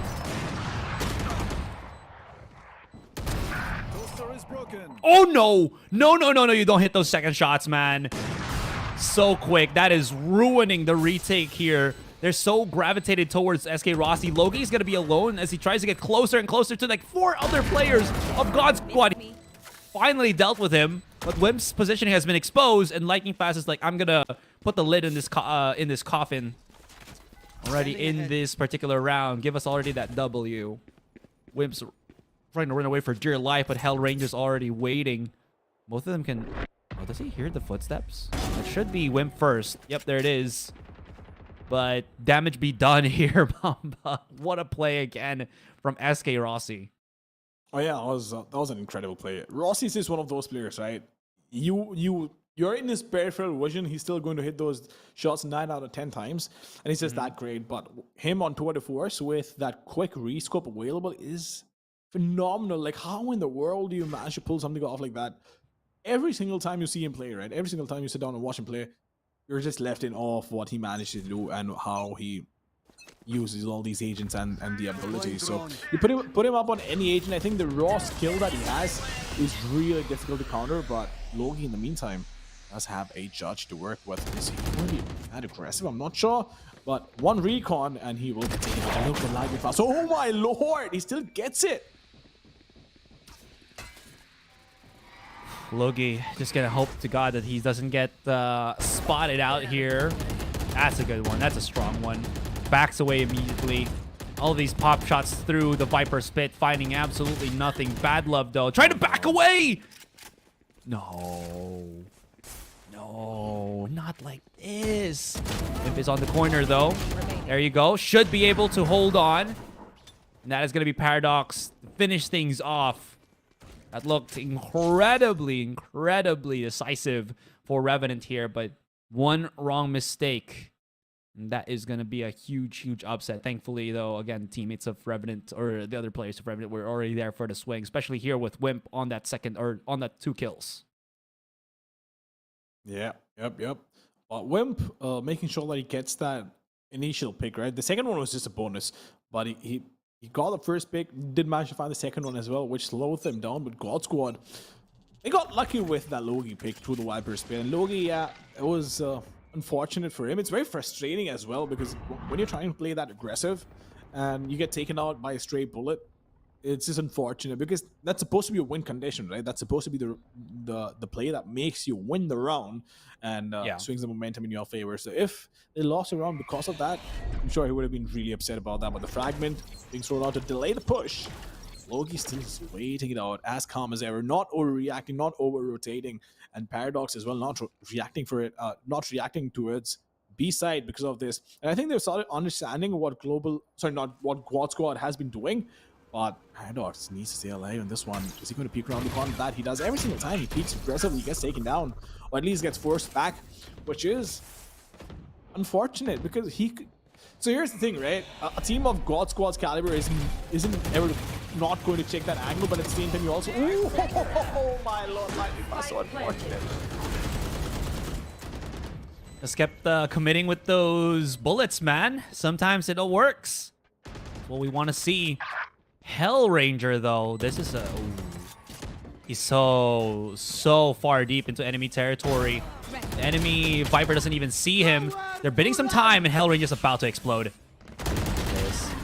Right in front, and it's just about to whiff. Oh my gosh, my heart couldn't take any of this pressure anymore. Kappa finds pick onto Logi. down once again to Paradox, playing Ring Around the Rosie on yellow. Beautiful shot, but that Viper, or excuse me, that Snake Bite, delaying things even further. Now he knows Paradox is right above him, making that noise on ropes, and no time. Oh my goodness. Just layers upon layers of of plays that is being done here by God Squad. Disregard the first word that I just said. Yeah. How hungry are you? Right? I love it. I feel like a lot of times, right, it's easy to get carried away with our jobs, right? Quote unquote jobs that we do while casting, but it's also important to have a little bit of fun here and there. I love banter when I'm casting. Unfortunately, we've not been able to have so much because God Squad has been so dominating. But yeah, Revenant on the other side this time around, they will try the best to turn the tides, and Paradox being so aggressive is going to be able to find a pick. Nope, that isn't going to happen. Trying his best towards B main, but I think they need a little more flavor, a little more variety in terms of how they aggress out and try and get that initial pick. I mean, they are able to make that happen, right? So the variety's there. I think, again, it's the problem with the follow-through. Ouch. Glimpse on the corner here. I'm just really doing so well. You know, I think you mentioned that before we even started getting into these games for the best of 5. He's just been so solid. I think when Paradox or One Tap God aren't really in the into the conversation, Wimp's been the one that's really gotten a lot of that impact. Lightning Fast, kind of trapped, but he does have Hellranger right above him. That is going to give him a little more leeway here. Now they're going to double up. It's going to be the better of the decisions, because if you kind of separate these, Lightning Fast could still be in trouble. Wimp, though, now knows. No more Leer for Lightning Fast here, but the delays. Look at that. Snake Bite and slow. What is Wimp going to try to do? As Logi from the outside gets 2v1. It's now going to be down to Wimp. And that's going to be a swift and cruel demise as God Squad re-encapsulates the fight onto A as they lost control of B long. Well, God Squad, what do you say about them? What do you say about that round, right? It's just every single player stepping up, fulfilling their roles, and making sure that their team has everything they might need. Lightning Fast once again on the arena, being as dominant as he was on Icebox last night. 12 kills. Rossi once again with 12 more kills. So all these players are stepping up, skills just hanging in there, making sure the team has support, and Hellranger, being the leader that he is making sure that his team is making all the right plays and getting out all the information that these players might need. But Lightning Fast once again, just look at him. He gets control, doesn't have a lot more information, but is forcing so many plays. But he is going to, oh my lord, he's going to spot the stage. Will spot Wimp as well over there. Wanted to fall back, but with the Aldron, he actually wants to commit. That is actually so brave of him. Blackhawk had to, like, as you mentioned with the Aldron, Blackhawk actually was spotted out. He had such a nice little tuck on the corner on 2F on A site, but unfortunately, that kind of ruined his position. He had to back away. Wimp is going to be alone, but I don't think they know that this double push from Kitchen is going to be happening. Lightning Fast still makes the kill. Wimp never repositioned. Even if Blackhawk wins this, there's already so many players pounding their hands, their fists on the door on B. This is going to be bad. Oh, he spotted it out. Blackhawk wins the fight, though. This is huge. Unfortunately, Logi will not survive long enough. He's going to reposition, but SK Ross is already here for the swing. 30 seconds Making left. so much noise, so many steps. Is Blackhawk even aware? Absolutely not. And that's 8-2. God Squad, they're continuing this orchestrated madness of just brilliance. I don't know. I'm just shooting out words here, but you know what I mean. They're just so good in this series right now. Well, yeah, no, this is an orchestrated massacre is what I'd say. Because Lightning Fast, Rossi once again, both these players getting 2 more kills each, and they've just been so dominant. How do you counter something like that? Because sure, one player, you can play around them, maybe you can go hit the opposite side, but or just hold them off. But when you have so many players on the team, right, that step up when the need be. Look at Lightning Fast, is so confident. He's going in. He's not stopping. He knows that the opposition doesn't have a lot of not a lot of credits to work with. And Loki once again getting one more. Can you find one more? Paradox It's one. Hellranger gets taken down, and suddenly, from it being Last a player guaranteed standing. round for God Squad, it's turning the Spike tides down with B. those sheriffs. Kappa's alone. Hello. Oh, no. Oh, not even hello. Kappa still finds some damage, some value. Blackhawk thankfully was there to pick up the pieces. Let's see how that goes. Finally, Logi getting himself a much needed aggressive and successful hold on yellow. And this gives them a fighting chance. But we did end the first game 4-8. And this is looking to be somewhere similar on that aspect with SK Rossi and Lightning Fast. Again, both at the tippy top of the kills department, 14 apiece.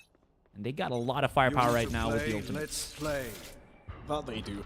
Paradox now is going to be aggressive towards B main, but Lightning Fast will try and push in. Is he going to go? I'm not quite sure. Logi, once again, just using the Viper spin. Last time around, he had a Judge.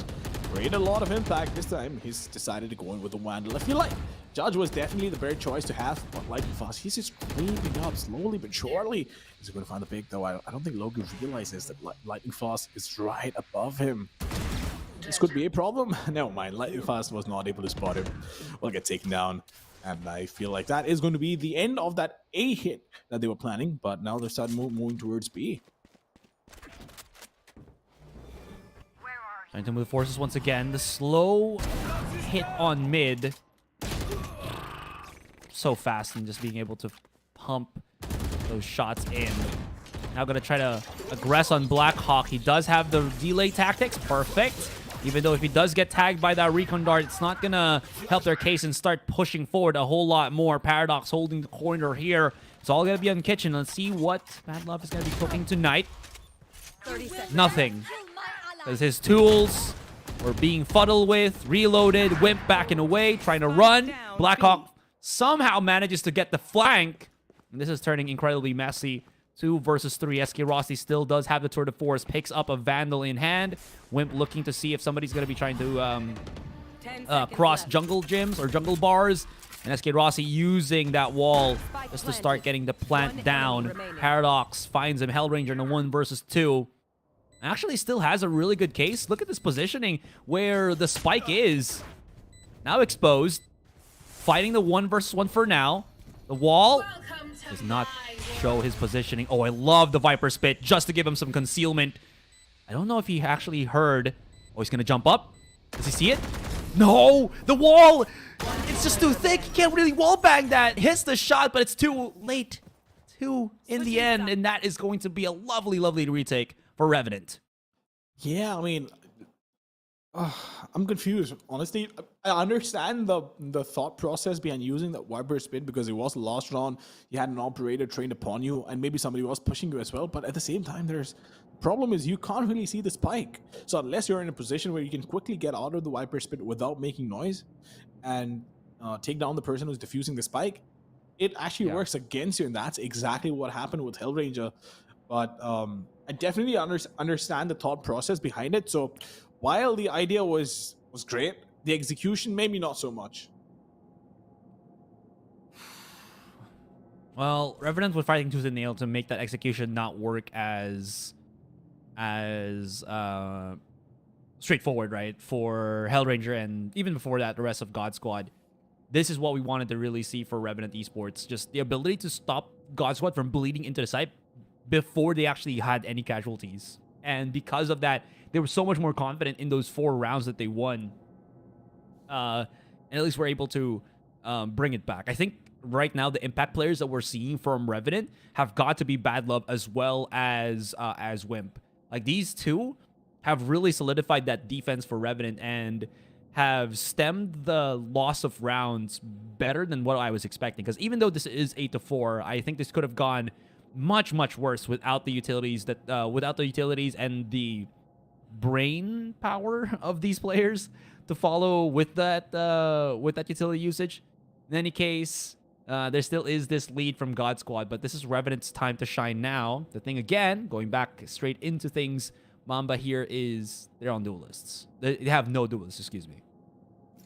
Oh yeah, they don't have a duelist to work with, but they do have the Fade KO combo going on for them. So I'm really interested to see how they use it and how they exploit it, but at the same time, not being able to go in, create that space, or maybe just be that aggressive as God Squad's been, right? You look at Lightning Fuzz, man just kept on casually walking in from mid to B or towards B main, even towards A main, and that Reyna there is just so powerful. It can create so much value, especially after the buff, that it's impossible to ignore on a map like this. So I'm not quite sure how this no duelist comp is going to play out for them. I'm hoping that it does so that we get an interesting match at our hands, but for now, it does look like God Squad is in the driver's seat once again. Absolutely. Okay, now our second half is gonna go underway. Sigh a deep breath there, just because it is incredibly strenuous if you're a Revenant fan or just Revenant players altogether. Even though the kill score is somewhat similar, there is a stark difference in just how, again, the battling, the dueling for these teams have undergone. Hell Ranger, is he going to try to go for the flank here? He's actually smoked up the trademark. I believe Logi should be able to spot this out. Lightning fast, though, swimming inside the smoke. That's not too hot for him, but look at the trades. It's still equal. 2 for 2. Logi's already with the rest of his team. 2 versus 3 for now. Oh, that shot flare is perfect. It just basically cooked the meal for SK Rossi as to devour the 2K. And Kappa stops them dead in their tracks. It looked so solid, but just fell when they wanted to work for Revenant.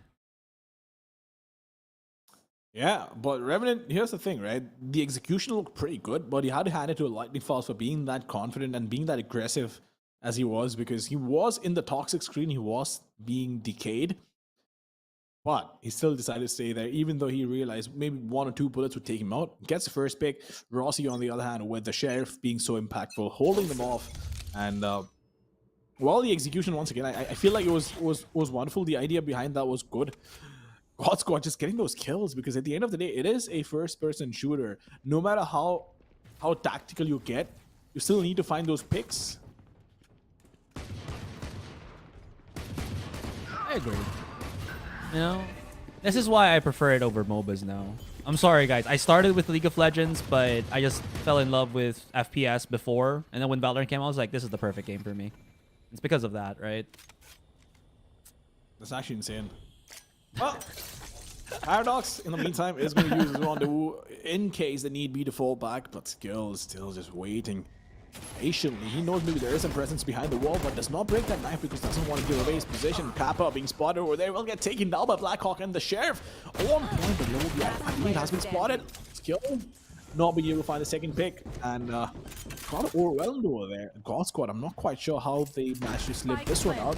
But Hellranger gets spotted, information's been relayed, and I feel like this is going to be the end of Hellranger in this round, because it's not going to be easy to fight 3 players at the same time. Doesn't matter what gun you have, doesn't matter what player you are, unless, of course, he manages to isolate these fights, which he did with the first one. Can he isolate the second one as well? Nope. Even though he might, Blackhawk will shut him down with a quick quad kill for himself. That's what we're looking for Revenant here. That contact was just so smooth. Look at that, able to follow up as quickly as can. And that's not easy at all. You need to be able to simultaneously push together. And again, Blackhawk really meshing things perfectly here. He's just right behind Wimp. And that is, I think, what we want to see right now. These two getting in those impact frags are giving so much, again, control right now for Revenant. Still not the end of the world. Egregious setup here in a good way. Excuse me. Hellranger has to back away, but there's no fast follow-up. Unfortunately, 3 utilities just to clear out Hellranger. I like the idea, but kind of pricey. Oh, that is lovely. All right, hang on. SK Rossi. Whoo! Hit the shot through the long range. Headhunter. Logi, though, spotted. That is just unfair. I like this.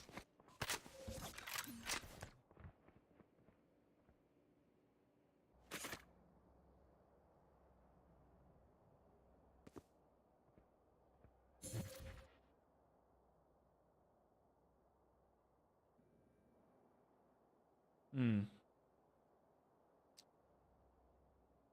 It's only down now No, but to here's the Sage. Oh, yeah. no, never mind. I realized I didn't unmute my mic while I was having water, but the point I was trying to make was Revenant 30 seconds has been one of those teams that's been really tactical, but at the same Yeah. time, I feel like sometimes they get a little too tactical and are not able to do the simple things like getting those openings or maybe getting those trades, and that's unfortunate because I really I really enjoy watching this team. It's entertaining. It's a breath of fresh air, Take their but guns. it's an FPS game, as I always say it. Like, no matter how tactical you get, no matter what strats you bring out, it's important for you to get those picks, which God Squad is doing right now.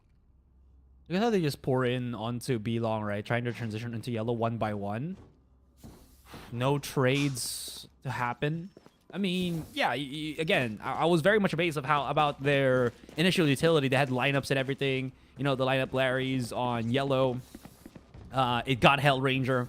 But unfortunately, Hell Ranger is the least of their worries, as you can see with his impact as of now. Of course, he's playing the Viper, so he's not going to be like 30 frags or 20 frags compared to like XK Rossian and Lightning Fast. But what I just mean by this is they definitely are struggling to follow through after that, right?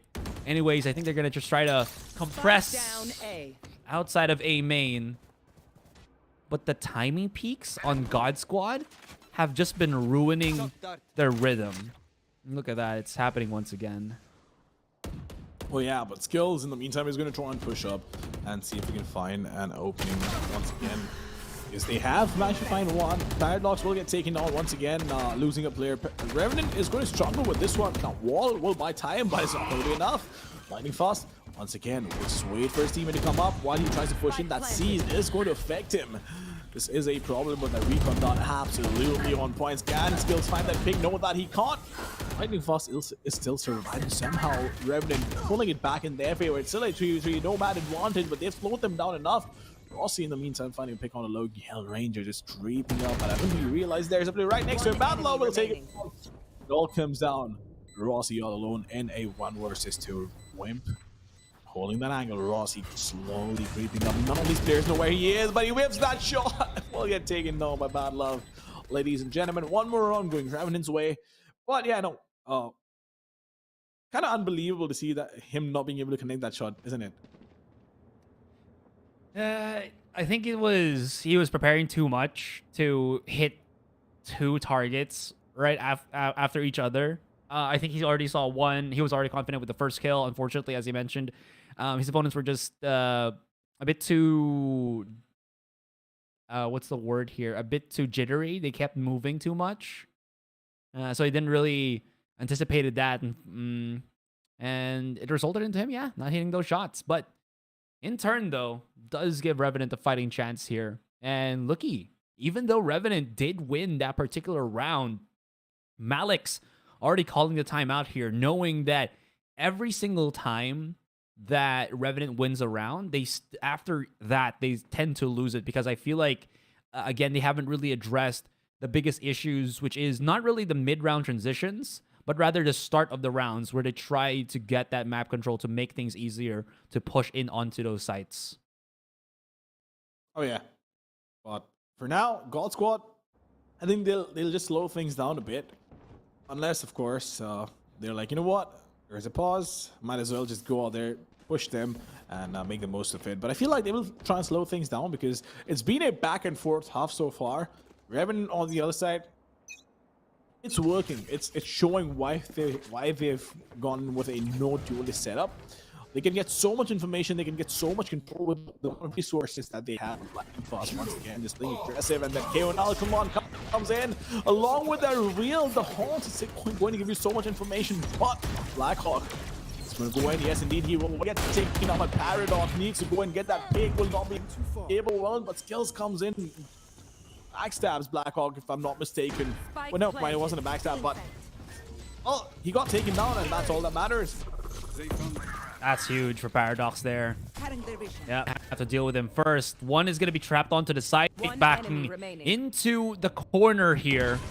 Lightning Fast is perfect. Not going to be able to spot him, even giving him a chance to fight against Bad Love here. There was so much offense right there. Loki was coming in from the screens to flank. Paradox was holding out in the open on Nest. And this is what we were waiting for here, Mamba. This is what we wanted to see from then onwards. It's still not... Yeah, I was just going to say, it's still not going to be easy because there still is a lot of big utility for God Squad. They do. They have a lot of big utility, but we've seen what happens in eco rounds or these half-by rounds. God Squad picks up something magic. Tour de force available, so Rossi is going to deal with, and he wants to be clear. Is he going to find a pick? I guess, but look at the rotation coming in from Red.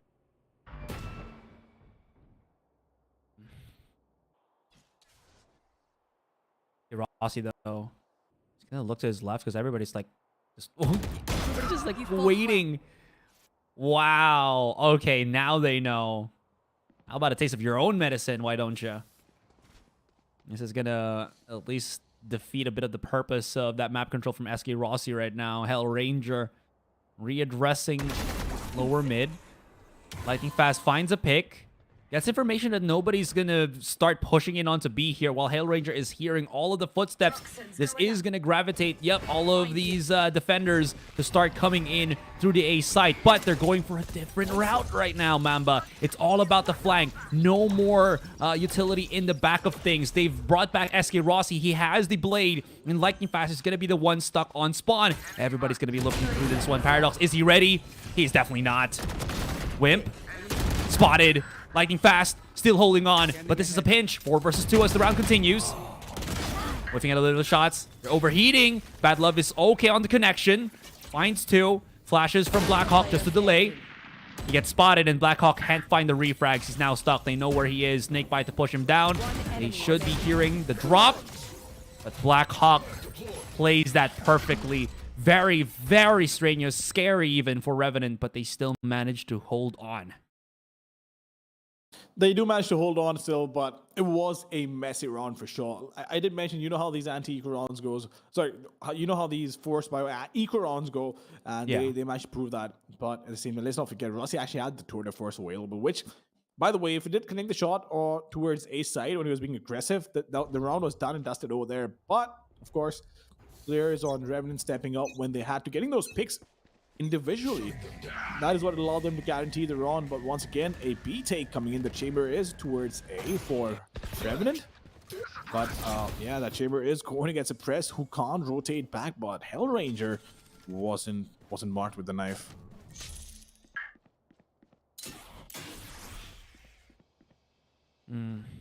He can decide to push in if he wants to. Rest of Revenant now just hovering on the corner of A. Skills. He's in a weird spot. Yeah, okay. I was about to say, because he might get pushed while trying to set up his utility. Thankfully enough, he was so fast to react to things. The wall, both walls of the Viper and the Sage makes it difficult to try to push through even further. Oh, that is a cheeky Owl Drone to follow up on. Paradox finds 2, takes a bit of damage. 2 versus 2 in the end. And Kappa and team, oh, that is an absolutely phenomenal recon dart. Now they know. Hell Ranger trying to wrap all the way around on spawn, but Kappa just a little bit too fast with this one. Now he's gonna wait. And his last opponent is incredibly low. Last time spotted on Maze here. And there's plenty of time for Hell Ranger just to wait a little bit, just to see if the contact is gonna be coming from elsewhere. Backs away right now. That spike planted in the favor of Paradox. So Paradox is just trying to make Hell Ranger guess, as you can see with the body motion of Hell Ranger. But he spotted. Oh, Hell Ranger. He spotted, I think, Paradox's barrel.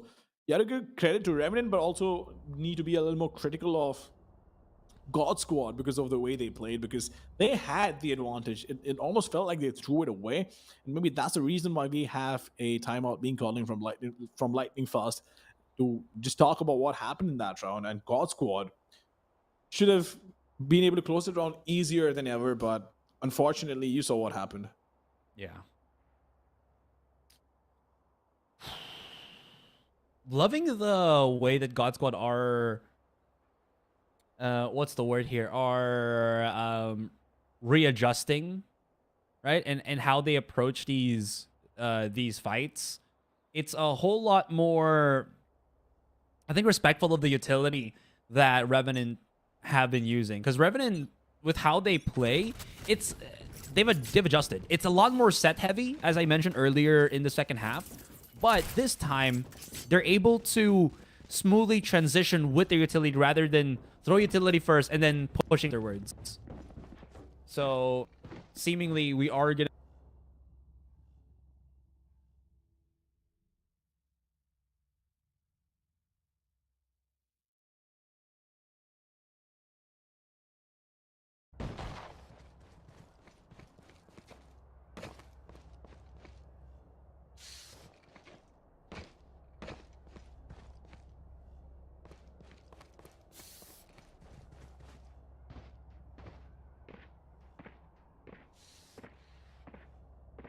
to play aggressive with the Viper Spit, especially because Hellranger has the ult available, so they could potentially press Revenant up against the wall and be like, you know what? Even though we might have a weaker buy, we want to commit to this and shut you guys down right now because we don't want you guys have any more leeway to work with.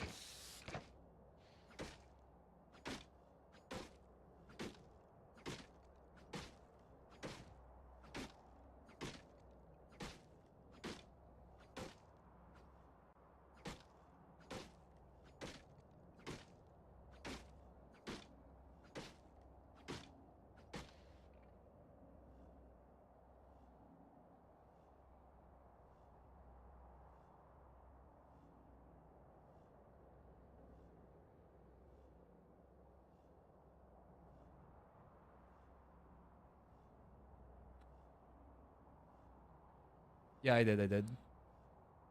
All right. I'm not sure how much they heard from what I was discussing there, but I just wanted, again, to quickly recap that Revenant still is a team that has the capability to perform like this. And honestly, I'm loving the performance that we're seeing right now from Black Hawk. 17 kills in total, but there is a nice spread of just performance right now for the rest of Revenant. As you can see, 13 down to Paradox and up to Blackhawk, who is 17. So this compressed style of play did take a while to get started, but now it's a whole lot more convincing with how Revenant have been performing. Well, we'll hop into the match because it has been unpaused. Quick, brief technical timeout to work with, but God Squad, they might not have the best buy, but they will want to commit to this because Kappa on the Marshal, 2 judges, a Vandal, and I'm not quite sure what skills will go for, but he definitely has. Oh, he. You have Paradox being super aggressive inside kitchen, wants to go start pushing in, but Rossi, look at him towards mid, gets 2, but Lightning Fast will trade him out really quickly. Paradox not being able to create a lot of value, it all comes out of Fade. All alone, Wimp gets 1, needs to find 1 more, does have the Prowler available. Trying his best to revive the teammate, but that is not going to happen once again. Just going in, but we'll find the pick. Water skills, reducing it to a 1v2, playing it really smart. Does need to pick up the spike. We'll have a haunt in about. He ended up switching the guns. That is so unfortunate. But Hellranger still playing inside the Viper's pit. I'm assuming Wimp is expecting only 1 player to be here, but he will try and cross and can Kappa shut him down? Nope, that he can't. It all comes down to Hellranger and Wimp all alone in a 1 versus 1, and he realizes, you know what, that's not the best position to plant the spike in. Hellranger's gonna be able to find a Vandal or something up down there on mid perfectly. Does have the wall, so Wimp's gonna be pressured to push forward here, but who will catch who? Well, now we know the answer. It's Hellranger, but Wimp, such a valiant effort. He's just something different. I mean, I talk about Blackhawk, but my goodness, Wimp so incredibly smart and confident with these picks in the past few rounds. Well, Rossi definitely had a lot of impact to create over there with the judge towards mid under the tube, and that's exactly what he did, right? I did mention he has to be aggressive with the Josh that he bought. They didn't even have the best of buys. They didn't even have so much money to work with, but they still managed to make it happen. Rossi now will pick up an operator. The problem with Revenant Esports is that they are strapped for cash, will not be able to buy up any good weapons or any decent weapons, to say the least. But even if they do, they will have to sacrifice maybe armor or utility. So 2 Vandals, a Bulldog to work with. Not a lot. Enough to make it happen. But then again, you're going up against God Squad with a full buy along with the operator on Rossi. That's never what you want to go up against, right? With the sniper in the hands of SK Rossi You here. want to play? So Let's play. for the moment, okay, they're just gonna spread themselves out first. SK, oh, I love the play that they're doing right now. They're showing that they have only, Down B. in a way, a bait, the rifle on B long. So they don't understand where SK Rossi was playing at. And they try to just revive somebody, thinking that they'll abandon that angle. Not really going to happen. Down to 2.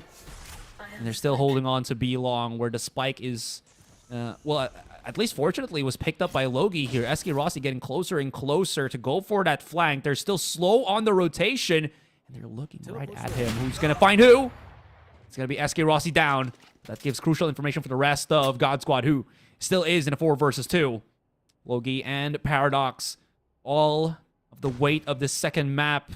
Mamba is in their shoulders. Lightning Fast finds Paradox, but I don't think Paradox actually knew what was happening right in front of him. And he's waiting for the jiggle. Oh, backs away first. And there's the not the Ember, excuse me, but the Lear, just to delay them just a tad bit. Yeah, but it won't matter because they're not even peeking that angle. Logi trying to go in, but there is the Toxic here once again, using the air to make it work, but Logi will get taken down. It all comes down to Paradox in the 1 versus 4. He has Naka, but needs to use it Rondo, and look at the presence of mind on that Reyna. Oh, Lightning Fast will get shut down. Paradox reducing it to a 1 versus 3, but 11 seconds on the clock, not a lot of time to make it work.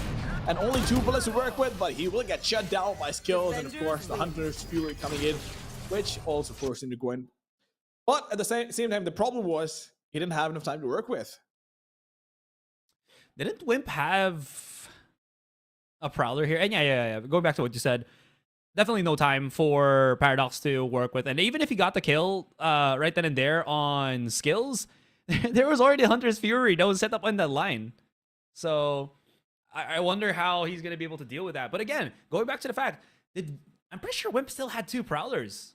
So that was weird that they played on the information that somebody was just popping shots and then not respecting that B long is 2 lanes and there's always that one cheeky position. So that was a big mistake on the side of Revenant.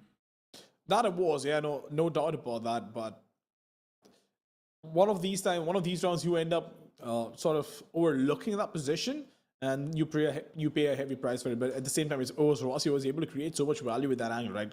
I believe he got 2 picks over there, if I'm not mistaken. But the bottom line is, no, you're right. You had Prowlers. You need to clear it out. You need to force them back. That's the reason why you have this utility, especially when you're playing a no duelist setup with 2 initiators. You especially have to use it. But nonetheless, let's have a look at the numbers and crunch them a bit. We do have the map MVPs coming up. And once again, who would have guessed Rossi with 403 ACS? I feel like at this point, if Rossi ends up having 300 ACS, you'll be like, oh, he had a bad game. When, by the way, 300 ACS is incredible. Absolutely. Not as good as his Haven map, but I mean, this is because everybody from God Squad, including Lightning Fast this time, has found so many kills. I think it was Lightning Fast that got, what, 24 kills, just a tiny bit behind SK Rossi. With all of that, still being able to hit, as you mentioned, 403 ACS with the rest of your team also getting amazing frags and highlights is incredible in and of itself. So with this one, Revenant, they're down to their last map. Ooh, this is where it gets scary. SK Rossi, man, his operator, his, again, confidence to play even on just non-buy rounds for God Squad has really turned itself on its head for Revenant here. It is funny because Paradox's performance is good, is decent enough, But Yeah. comparing it to Rossi, right, he just gets overshadowed. 250 ACS is not bad. It's decent. 159 ADR, good enough, right? But at the same time, Rossi's just towering over him with the sort of stats that he has. And unfortunately, that wasn't enough for Revenant. Once again, being taken down under double digits. 13-8, and the last one was 13-7, I believe. So, of course, this map was supposed to be dominant for for God Squad, but then again, the first pick was Revenant, where they got absolutely hammered. So I'm not quite sure what's going to happen in Ascend, but I feel like Ascend is one of the stronger maps, and they might just be able to inch it away on that one. But I'm hoping we do get to see a game number 4, so that we get to see a lot more action. If it ends in a 3-0, I mean, sure, look, God Squad absolutely deserves a 3-0 victory with the way they've been playing, but at the same time, Yeah. It's fun to watch action. It definitely is fun to watch. The struggles right now for Revenant, as we see how they perform, is honestly amazing, because again, even if they're having these difficulties, they're still able to find these crucial rounds because of how much they've been adjusting as often as they can for round to round, so that we didn't see the 13-4, it's 13-8. So there definitely is something there that Revenant is doing right. But now, can they do a whole lot more right than God Squad can upcoming into this set? Guys, we're gonna go on a break. When we come back, it's game number 3. It's do or die for Revenant. Can they hold on? We'll see you in a jiffy.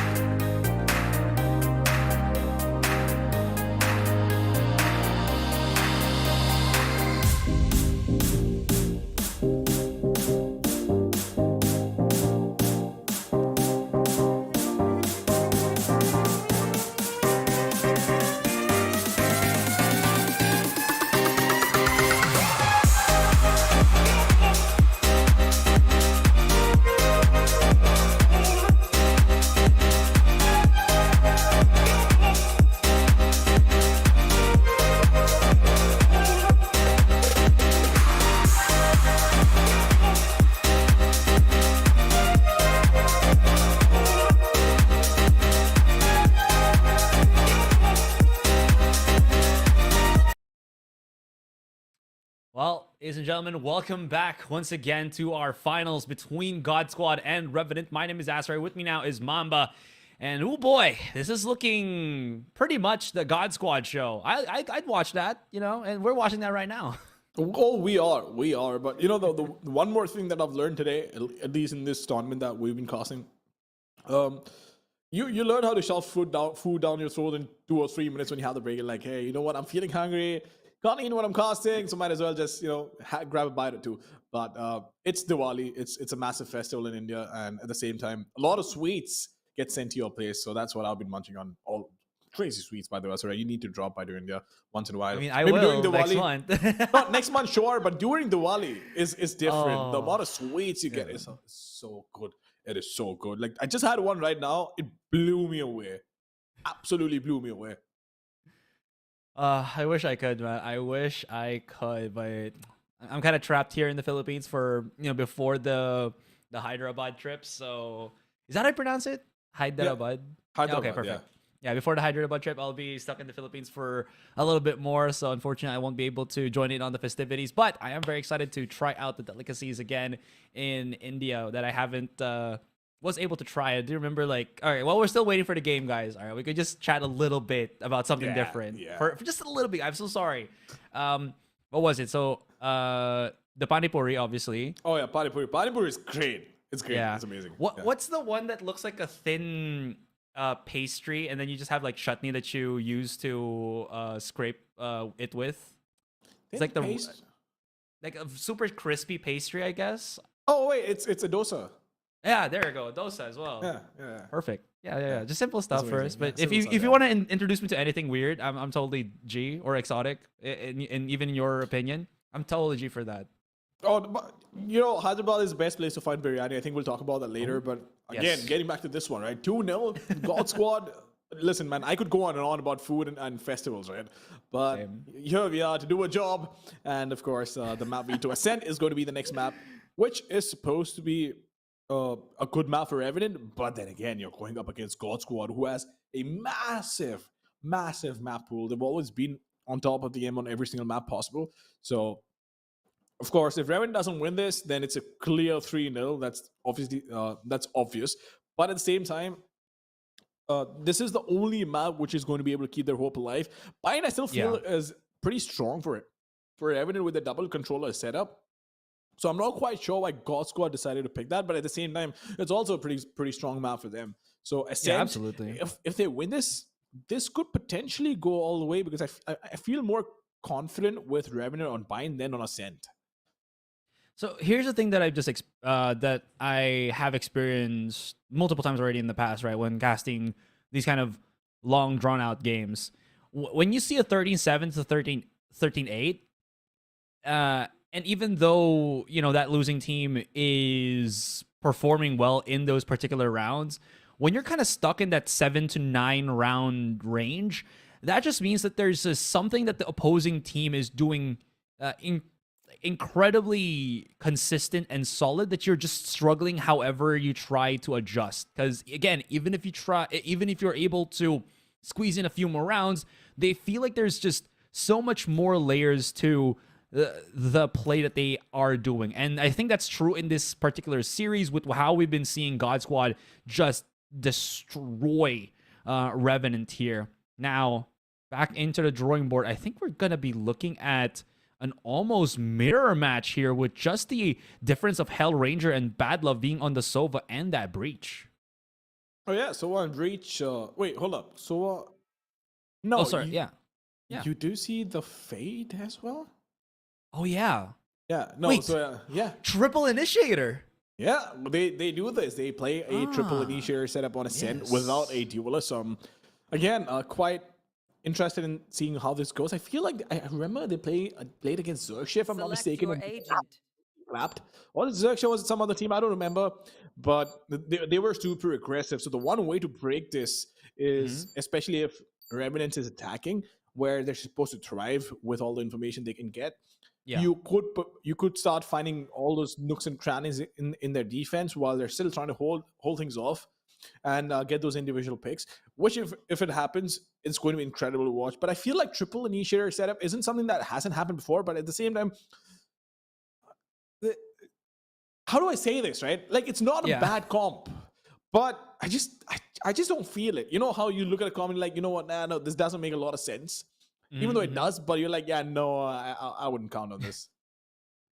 Still no one tap god brought out here, but again, on regular matches for Revenant, they usually don't really bring out one tap god on Ascent. As you do mention, they like to play with this particular triple initiator composition. What is interesting right now, Mamba, is the difference of the triple initiator for Revenant compared to the last time that they played against God Squad here, where Wimp was actually the only sentinel there. This time, it's going to be Paradox on that chamber. So they're still banking on the fact that Paradox is going to be on the quote-unquote here, the carry role. So they want Wimp to be on an initiator because they know that Wimp can at least create that that performance that he's been doing in the past 2 maps, even without being on, you know, a different type of role here. His initiator has been really good. So I think this adjustment for Revenant is the correct decision. The question now is, again,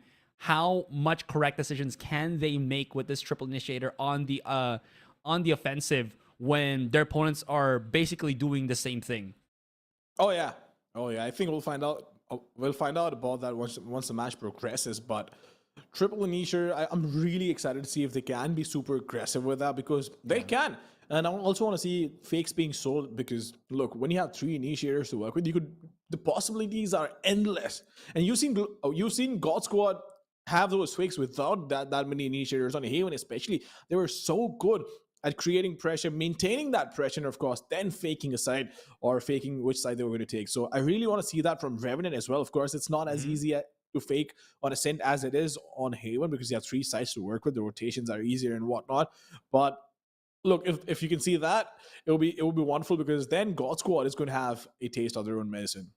Oh, I want to see God Squad get a taste of their own medicine. Just not because I'm against God Squad, guys. Calm yourselves. It's because I want to see a game number 4 and game number 5. I can already feel my Twitter DM shaking if I actually didn't explain myself there properly. Anyways, we go on to the start of this one. This is series point now, Mamba. Revenant, can they hold on? Or a better question, can they perform and go further beyond? We'll see how that happens as the pistol now begins.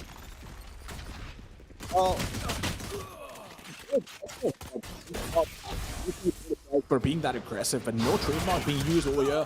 Once again, using that Prelude to try and get some information, but they will have none, and Paradox will get taken down. So that even trade coming in, I'm not quite sure why was Paradox all alone over there while they were trying to take that side, but God Squad is going to fall for these fakes. That pop flash going in, but the fragment will delay the push, and Hellranger is already rotating towards A, so that triple initiator setup, when they try to sell that fake, isn't going to work because the rotations only come in. Okay, Likey Fast is trapped by himself, but the rest of his teammates come in for the wraparound. That's going to be... Oh, my eyes. Too quick on the flick. Hold it. Hold your horses, man. Triple kill for Lightning Fast. Solid hold. SK Rossi did lose his life quite early on, but the defense as well as the follow-through for God Squad just so difficult for Revenant to deal with. It's almost jarring how quick some of these players are, right? And they do this day in, day out. A lot of times when you're spectating them and they start flicking left, right, and center, trying to clear all these angles, or just expecting players. This happens when I watch, I believe it was Tens was streaming one day, and I was seeing a stream, I was like, yo, this is too jarring for me to even watch. How do you physically do this? They got good wrists. Speaking of good wrists, oh, SK Rossi, you make me angry. You take me down last round. Now I take you down this round.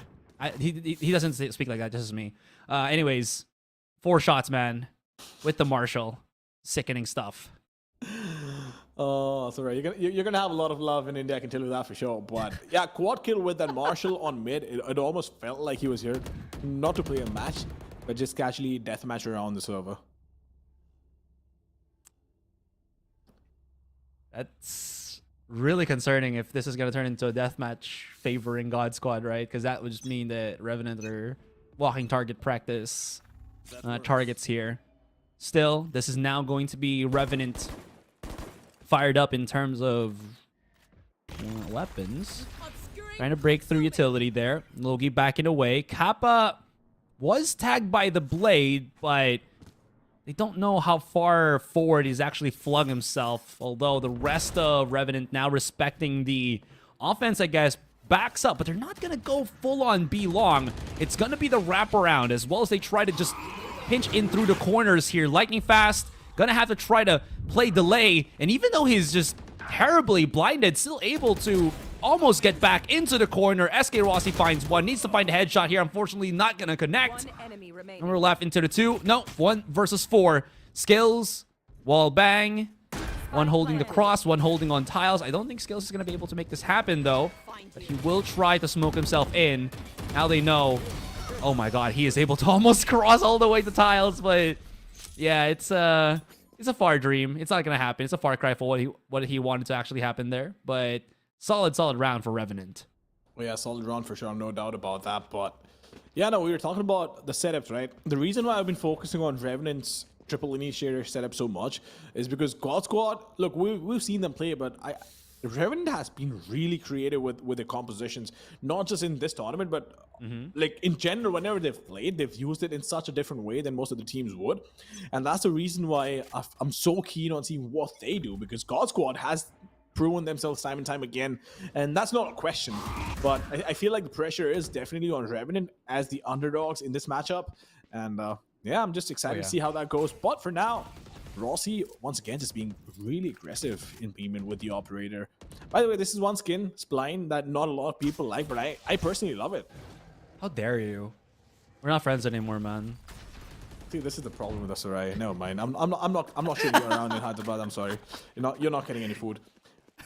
Regardless, no, I'll use it if you give me. All right, I'll buy the spline for myself as well. You know, we gotta be buddies. We gotta recuperate what was lost, repair what was broken. Anyway, Kappa is trying to find some sort of information towards B main, which he won't have any of because there's only one player outside, which has started rotating towards mid. So it is going to be an A take coming in, but Paradox definitely needs to get that kill, but will not be able to do so. Rossi, though, is holding mid with the operator from the base. And is it a double fake? No, it's not a double fake. So it is going to be an A-take coming in. 30 seconds on the clock, but can they hold this off? Skills waiting it out once again. They have the gravity well to work with, but the problem is Skills will get spotted by that owl drone. The flash drive being popped. Lightning fast is going to be able to get one. Yes, indeed he does, but quickly does get traded out.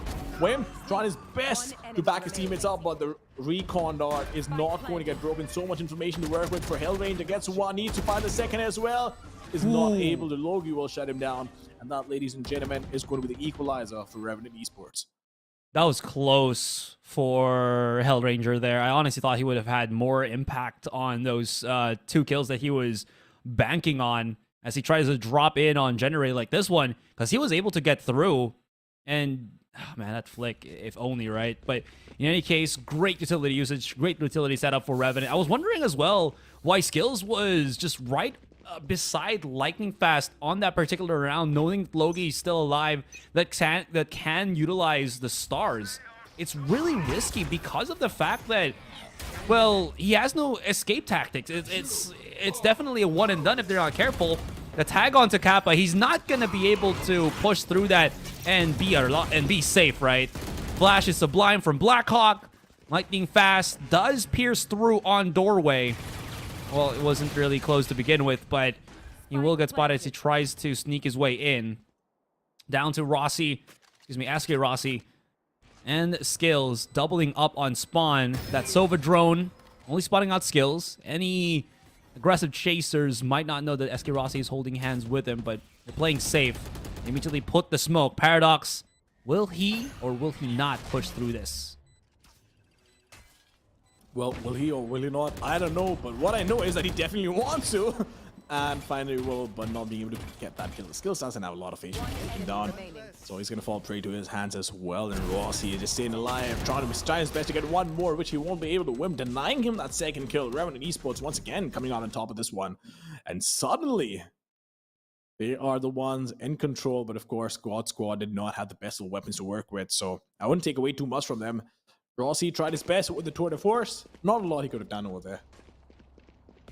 Ooh, okay. Glass cannon operator for SK Rossi here.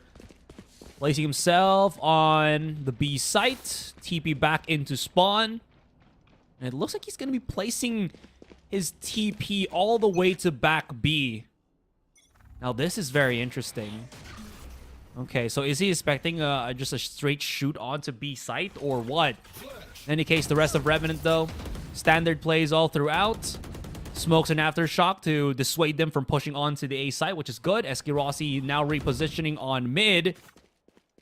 And there seems to be, at least with the movement of Revenant, a whole lot more just showing a force and then seeing where they can actually start aggressing in. The smoke's about to go.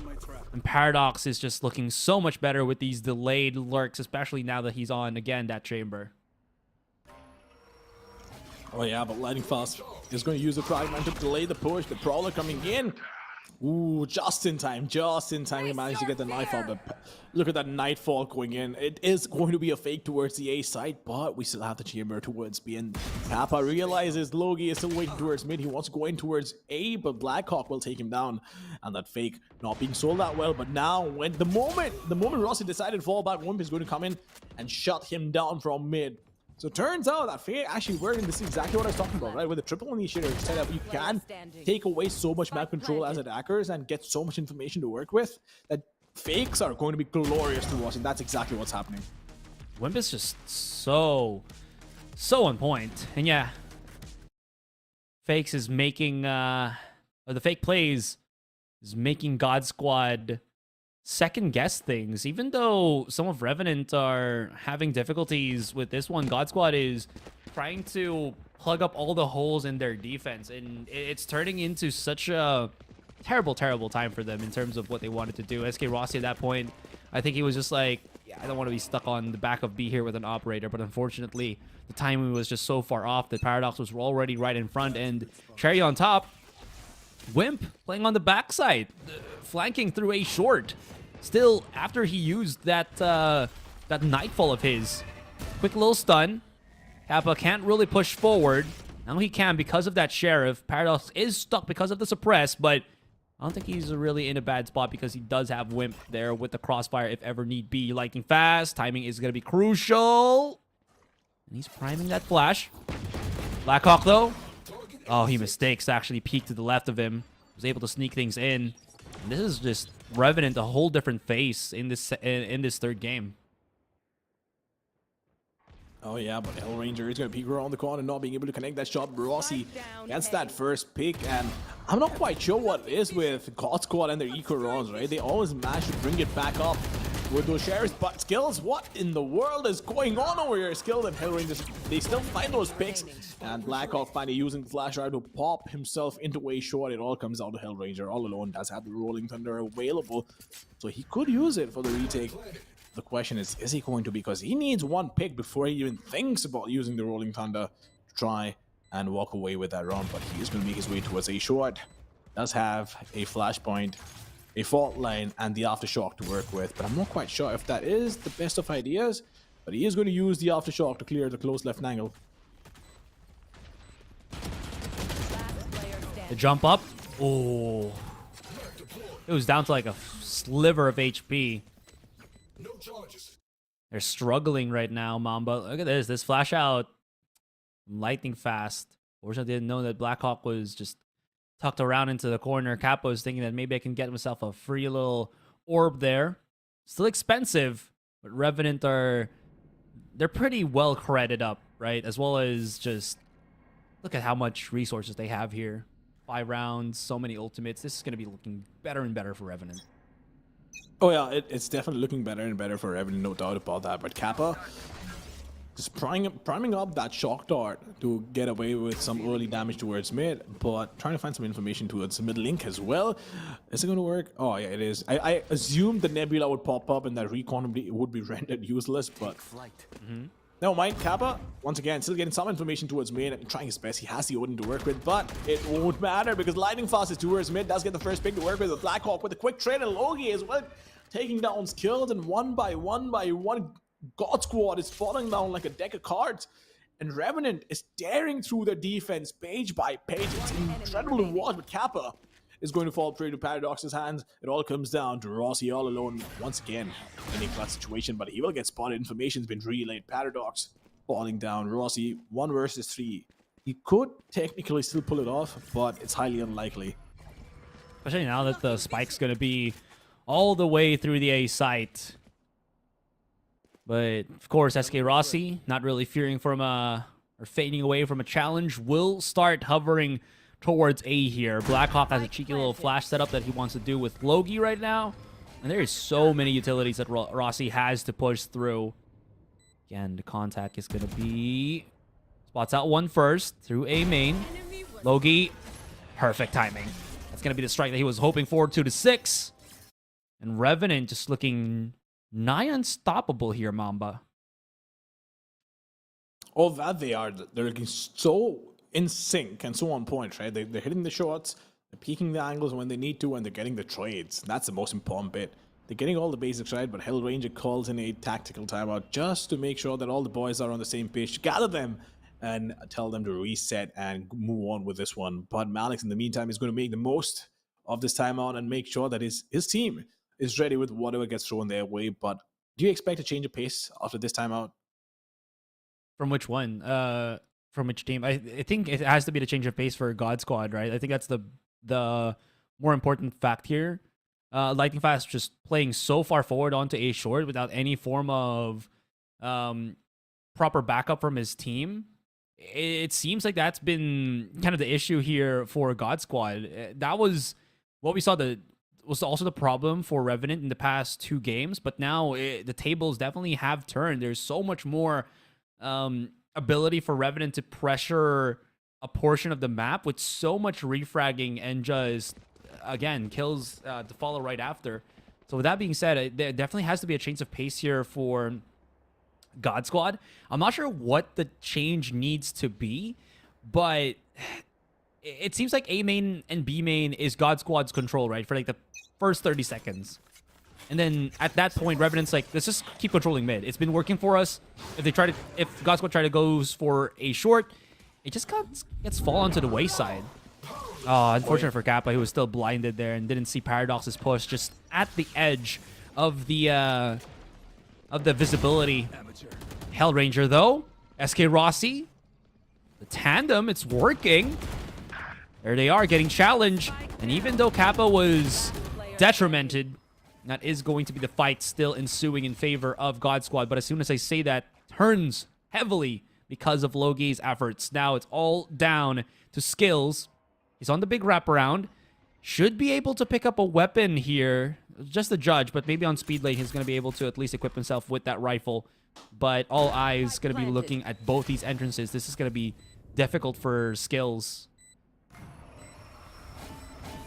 It will be difficult, but Loki being first out of backside, is he going to be able to be the first point of contact? That he does. They played it to perfection. Up until now, they were double peeking, getting the trades, but now the problem is he took that fight 1v1 all alone, which he did not need to, but skills. Is he going to expect the player to be up there on the close right corner? Yes, indeed he does, and he will clutch around while just casually walking in B main. And somehow he manages to pull it off, which shouldn't have been the case. I mean, look, I was about to commend Revenant Esports for getting those trades, having that spacing down to the T, but now suddenly just taking the fight in a 2v1 situation, especially there's no way in hell you can allow the opposition to make it 2 1v1s instead of making it a 2v1. It was a threat of the 2 stars as well at the back of the site. I think that's why they weren't able to really double up properly, I guess. But you're right, Bad Love's positioning there wasn't ideal in getting that refrag for Logi. And skills, I like how he marinated Bad Love. Even though, of course, Logi didn't, Skills, didn't know where Bad Love was. Because he waited a couple of seconds, just to be safe.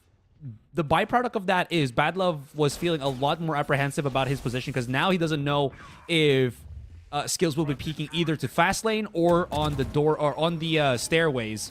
Kappa aware of the positioning here from Paradox, and he tries to pick up his TP. That was rather unfortunate. SK Rossi flexes what this man does best, and if he hits Blackhawk, that would have been possibly it. Skills does get the immediate refrag. Kappa a little bit too far forward from his teammate, so he waits just a teeny tiny bit, and Wimp has every single tool, but he's tagged down to 70.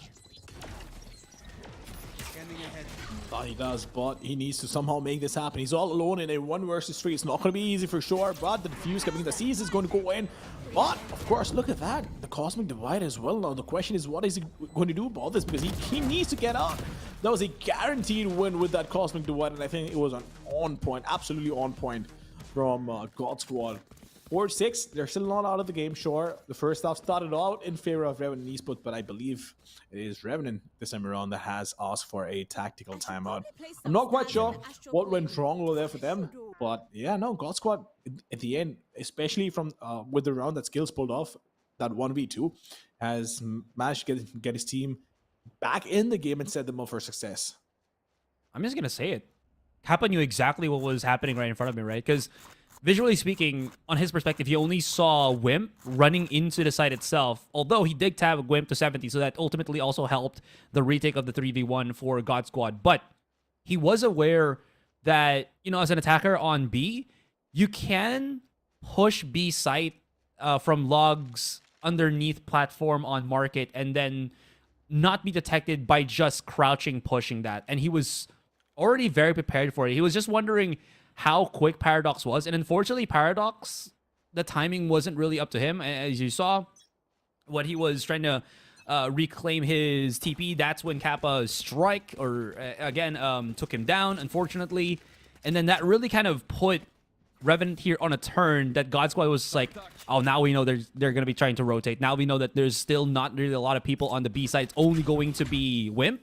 Let's start pushing on mid and see how many we can pick that is frantically trying to reposition with the rest of the team that has already planted that spike. Oh, yeah. Well, Lightning Fast in the meantime is going to be towards A-Long, trying to find that early information that his team might so crucially need, but Rossi is stuck in a tough place. He did not fall back. I'm not quite sure why, especially after the fact that he was wheeled over there.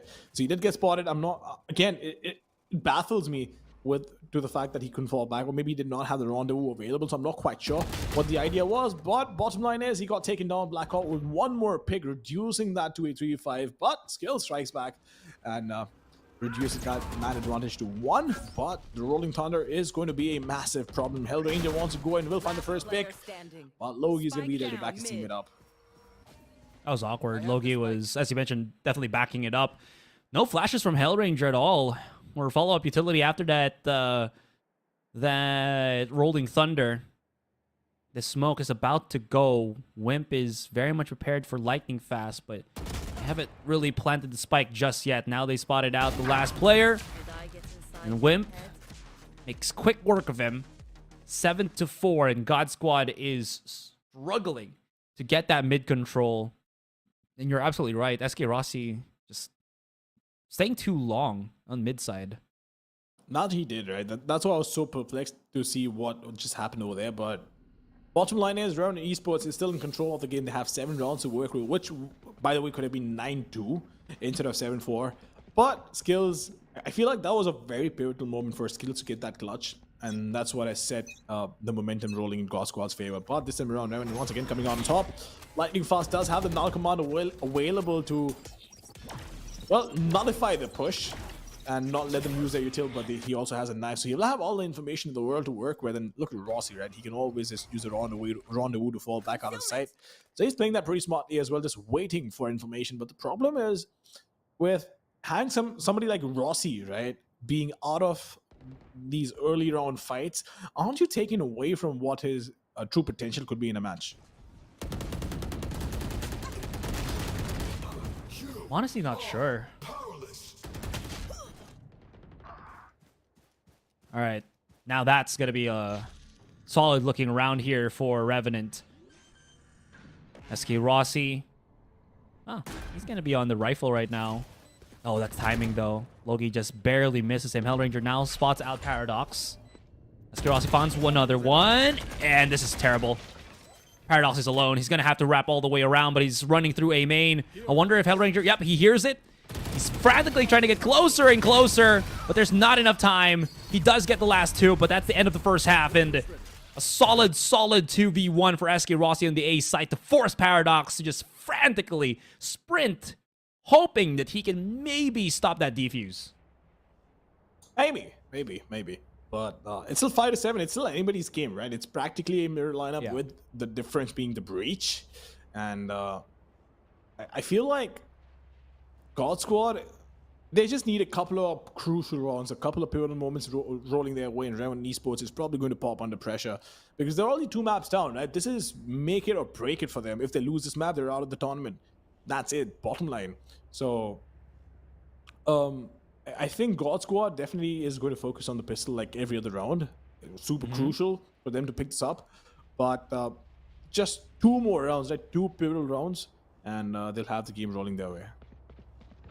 2 pivotal rounds. You know, God Squad can always convert that. I think the only real difference there is their mid control has been somewhat to be desired for, right? It has struggled against Revenant here. And even though we have switched the sides, I feel like Revenant can still create that pressure on mid, especially with the specific comp that that they do have. Although Hellranger being on that breach definitely will make things a lot more easier as they try to push right in. But Revenant's just been really good at flushing out corners without really needing to get that visual confirmation. Their reads have been so marvelous, I think, from that first half. But yeah, you're right. It's still anybody's game here. But the pressure's on. Revenant's gotten the lead. But can they hold on to it?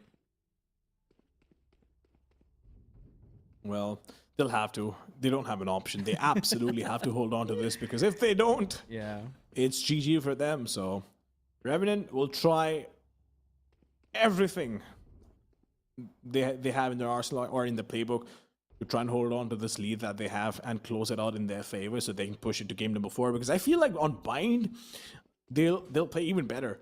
Sure, they had a great start on Ascent, but Bind is just one of those maps where I feel like Revenant has so much control on what's happening, especially with that double controller setup. It's just incredible to watch them.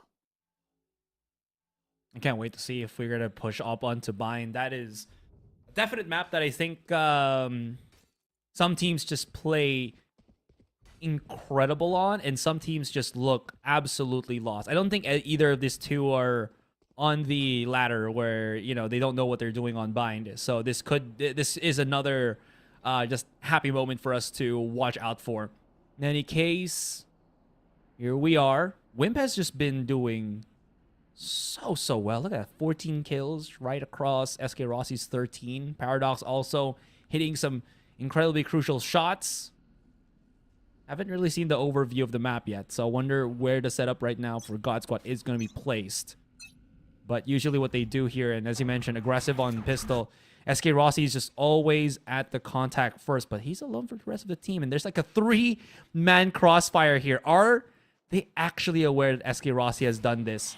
And they might be able to catch him unawares. TP out first. Oh no, they're chasing him. He's reloading. This is bad. And both of them line up. Wimp and Bad Love destroy Rossi as well as Lightning Fast. And what does this do to the offense to try to reclaim mid?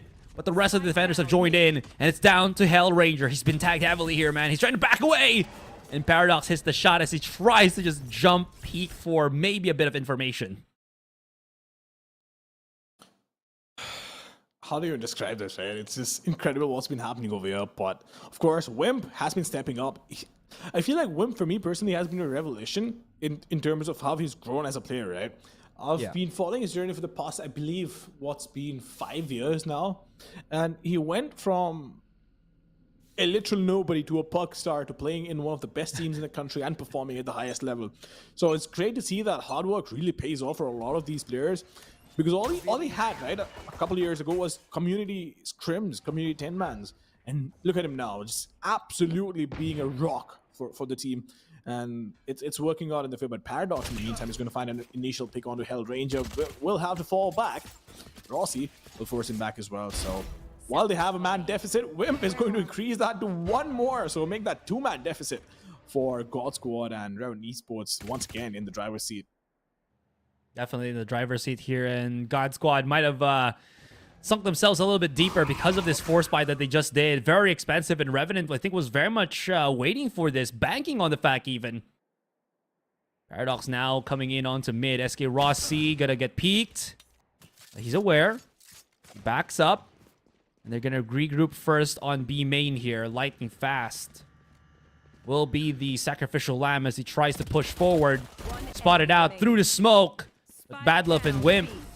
Oh, that recon dart was just a tad bit too late to get that crucial information of the setup on fast lane. But in any case, God Squad, excuse me, will be forced to have a weaker buy coming into this one. Well, Wimp, once again, I'm actually pretty impressed with the way he's been playing, right? Even on Haven a couple of days ago, I remember seeing him play as a Killjoy and create so much impact. Was it a couple of days ago? Was it yesterday? I think I've just started skipping time now in my own head, but bottom line is that Wimp, he's been playing really well. Paradox being a great support in terms of that fragging ability that he brings to the table, but Rossi in the meantime is going to go in. That Prowler is going to spot him, so the push will definitely get delayed, and Logan trying to find some sort of information towards long, which I believe he has now, but that Gravity Well might not just be the best because they've already crossed towards Wines. They have tried to cross this, and it was somewhat good. Oh, they can actually still back away if they wanted, but no, they're still gonna keep the cross rolling here. Lightning Fast.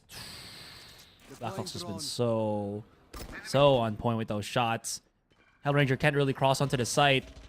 They need to wait for the smokes for now, and Scales is in a little bit of trouble. If they try to just bounce down as soon as his utility, you know, dissipates, this is gonna be bad.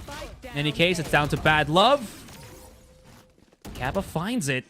Thankfully enough, God Squad waited a little bit more, just taking that, you know, that breath, set up utility first before they started crossing, because this was so difficult, even though, again, Revenant just had weaker weapons. Well.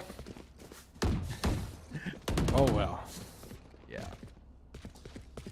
Is it really the first time that we're seeing it? Not really, right? So what surprised me though is the fact that God Squad has been able to convert. So I wasn't talking about the last round, by the way. I'm talking about these rounds in general, where they've been able to convert so many rounds with just shares in their hands, or maybe dish out so much damage in terms of managing their opponent's economy, that it's been a sight to behold. With Paradox once again being super aggressive towards mid. He wants to go get that pick desperately. Will get spotted, and Lightning Fast in the meantime will fall prey to Loki's hand and Wimp. He gets spotted, has to fall back. Information's been relayed, but this time around, God Squad has not been able to get a lot of map control. Out of the charges. Blocking vision. Any map control that they have tried to reach in on has been swatted away. If they still decide to push aggressive on B, there's just so many players already lurking in here right now. Skills somehow manages to find his way through short, and this has called back some of the members of Revenant. But the rest of God Squad is still somewhere trapped outside of B main. They could readdress the angle here. Skills. Look at how everybody's just very much aware of where he is. He needs to hit the shot. Does. And could be calling the rest of his teammates to start rushing right in. But Logi, oh, he just knows. Look at that. He's already on the site itself. He's maybe aware that short could be where the opponent could lie. But it's actually A main. But this smoke goes two ways. Now they're going to have to try to clear him. Now they're going to have to deal with Paradox, who's right above. And SK Rossi can't manage to find through. This peek out from Kappa does provide some value. And he's going to have to just straight up plant this. The double swing and no bullets. Oh no. Just right out of that ammunition.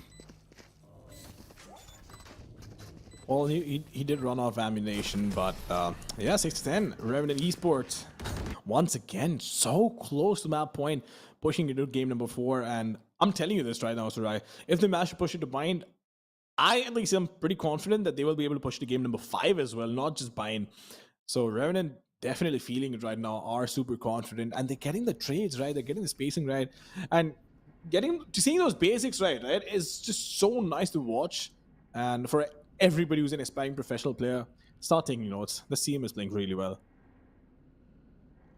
They're playing phenomenal, man. Just God Squad is struggling. Have they lost the steam? Is this as far as they can go? I mean, it's still in favor of GXR this entire series, I mean, but this game, it just looks so much more different than what we were expecting. Blackhawk challenges on short here. And the rest of GXR now just trying feverishly to try to push through on A short. Finds one. Paradox's smoke bang, not going to find anything. And they're going to start muddling their way through. The flash out, Logi trapped. Ooh! But not really caged. Able to hit the first shot. Second shot finally shut down by Hellranger, but the damage be done. 3 versus 3. Hellranger, though, he has the spike, but he hasn't really committed to the A site just yet. He's calling Kappa. Or rather, Kappa is calling him back onto B. Well, SK Rossi has placed himself, tucked himself on Generator. Maybe to wait for his teammates, or maybe to look for a pick. They do have the time, and they can start marinating, stewing Revenant to try to think where the offense is going to go. 30 seconds Well, left. Badlove just holding that angle on the short for now. He'll just have to wait. But the Nightfall was available, which he completely missed out on. So Nightfall coming in along with the recon down. But the problem is Badlove is going to get caught with his pants down. And now the Rolling Thunder coming in, which is going to take down the retake into shambles. Rossi just walking in. Wim, can he find the pick? Yes, indeed he can, but will quickly get traded out. Kappa taking him down and keeping the hopes alive, not letting them run away with all these rounds. Definitely, as we saw with that one. But Logi is, wow, just solid defense on the A site. He got the first kill via just blinded, strafed, shot, and still got it. And there was so much just being thrown his general direction, right, just to flush him out of the corner, and still somehow manages to convert too.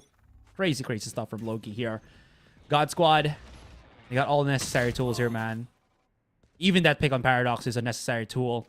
Logi, though, if you're not careful, this could be some damage. They're not peeking out. They're afraid. Oh, wow. Logi actually chases for it. Look at how low already Lightning Fast is, but he does have the ultimate. But Badlove shoots through the smoke, finds 2, gives a fighting chance for Revenant.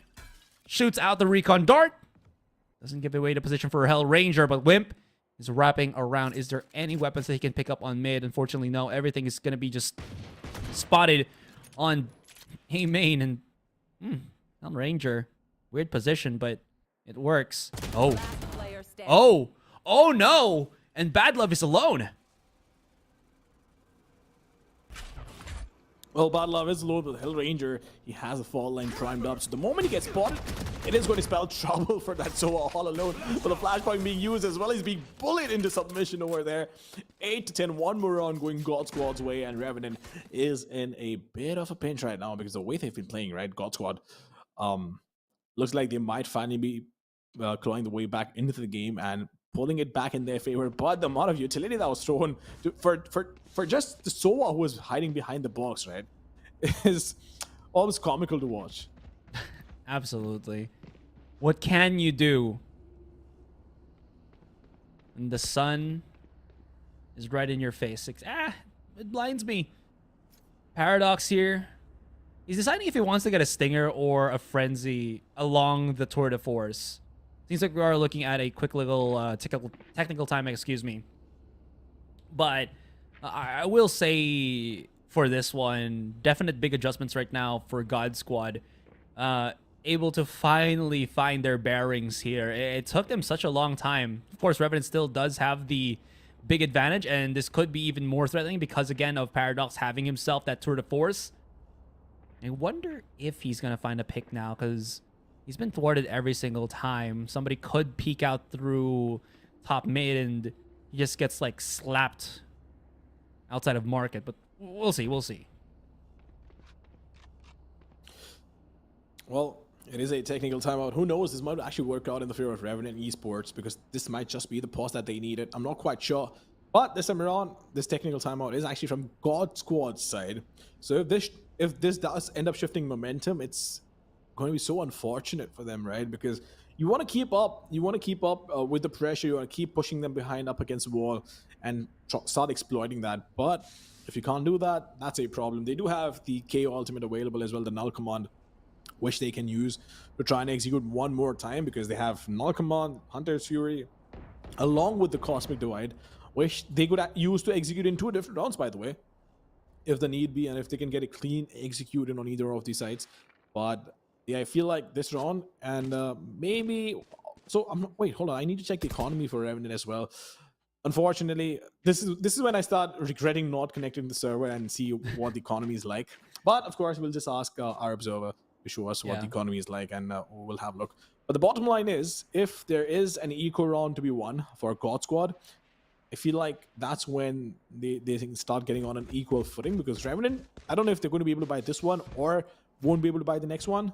But if there is a round like that in the middle, then that's when God Squad needs to strike. It's the next one. They'll still be able to buy up in this round, since they had the weaker buy last round as well. But I will say, even though Revenant has been put in these off buy situations, they're still able to convert with the sheriffs, right? Just the pure instinct of the players on enemy positioning, all that, and just trying or having ideas of where to place themselves on off angles has been working somewhat. But even through all of that, God Squad still finds the chinks in the armor that allows them to pierce into the sides. It's not just, again, Lightning Fast and SK Rossi charging right in. They can't anymore. They don't have that proper duelist. They have to wait and bank on the fact that God Squad can play this this refrag type of game and use their either spacing or utilities properly, or else be put into an even detrimental position. I think that was what we almost saw happen with Logi. Imagine if Logi was able to smoke him out and Lightning Fast kept chasing. That would have been just a string, if not a chain of kills, that would have benefited Revenant all throughout. But again, God Squad is learning. They're also adjusting to their opponent here, who is looking so much better compared to the last 2 games that we saw them on. That is true. That is true. I'm not quite sure what this technical timeout is about, but we will try and get an update on this one. But for now, all we can do is wait and hope that Revenant is not going to benefit from this, at least for God Squad, right? Because it's just an unfortunate, it would just be an unfortunate set of events if, because of this pause, they get that opening where they're like, you know what, hey, let's just go change the pace. And we've seen Revenant do this, by the way. Every single time they've taken a pause, they've tried something new, especially with being hyper aggressive. So we might actually see that as well, because they have Tour de Force available and active. So we could see Paradox try and go get that initial pick. It all really does come down to if KO uses the ult, because I feel like this is when it would make a lot of impact, with the null command taking out Tour de Force in case Paradox arrives while they're trying to execute on the side. Oh, that's a beautiful thing to point out, right? That's the explosive entry that we want to see from God Squad here. It's taking a while for us to... Just on time, never mind. Now we're about to see it. Let's play. Okay, Paradox activates his ultimate already. Peeks out onto short. And actually gets himself a nice little peekaboo. One was holding on to mid, while Paradox was pushing onto short there, even though there was a couple of smokes. Even on short itself, he just had to push and freebie kill. Yeah, well, God Squad, they've lost all of the Sova, so that's one initiator out of the equation. But guess what? Hey, they still have 2 more. The KO and the Breach to work with. Logi is playing so up close and personal. I'm not quite sure if that is the best of ideas, but the moment he realized that the null command was active, he started using Gravity Well to delay the push. And of course, the Hunter's Fury coming in as well. But Logi now has been spotted, if I'm not mistaken. Nobody's checking him. What in the world is going on? Spike down A. How is... Wait, never mind. He hadn't been spotted regardless. I think that was a mistake on mine, but I felt like he got spotted over there for a second and nobody checked him. But bottom line is, Revenant Esports once again are in a 2 versus 1 situation. Remaining. I think it was just the blade that actually tagged him, not really the recon dart. Yeah. 30 seconds Yeah. left. Because, I mean, the Sova was down. Yeah, the Sova was down, so there was no recon dart for them. Anyways, definitely understood the confusion there, but now this isn't the confusing part. SK Rossi is in a 2 versus 1. He's trapped. Rat in a cage. But he does have the Tour de Force. This is the best possible weapon that he could ask for in this particular situation. But what's happening here? Wimp and teammate actually waiting. They're baiting their time a little bit. Maybe because they wanted to wait for the Recon Dart and the Haunt. But both of those utilities find nothing. Although it does give them a clear picture of where SK Rossi lies. Bad Love is in first contact, mayhaps. A drop. Finds it. And almost swings and hits the flick. A little bit scary, but I liked how they actually were patient enough to make sure that SK Rossi wasn't up to his old shenanigans by waiting for those 2 scanning utilities. Oh, yeah. Oh, yeah. But Paradox, I mean, he had the Tour de Force and he made the most of it, right? So this is where it started getting confusing with that 0 point coming in. I was like, wait a minute. He did get spotted, but turned out the SOA was down. Which, by the way, I was the one to point it out. But then I completely forgot about that. That's what happens when a lot of util comes in. So much chaos with the amount of initiators that exist on the map right now. But hey, Logi played it to perfection. He knew that he had to be patient.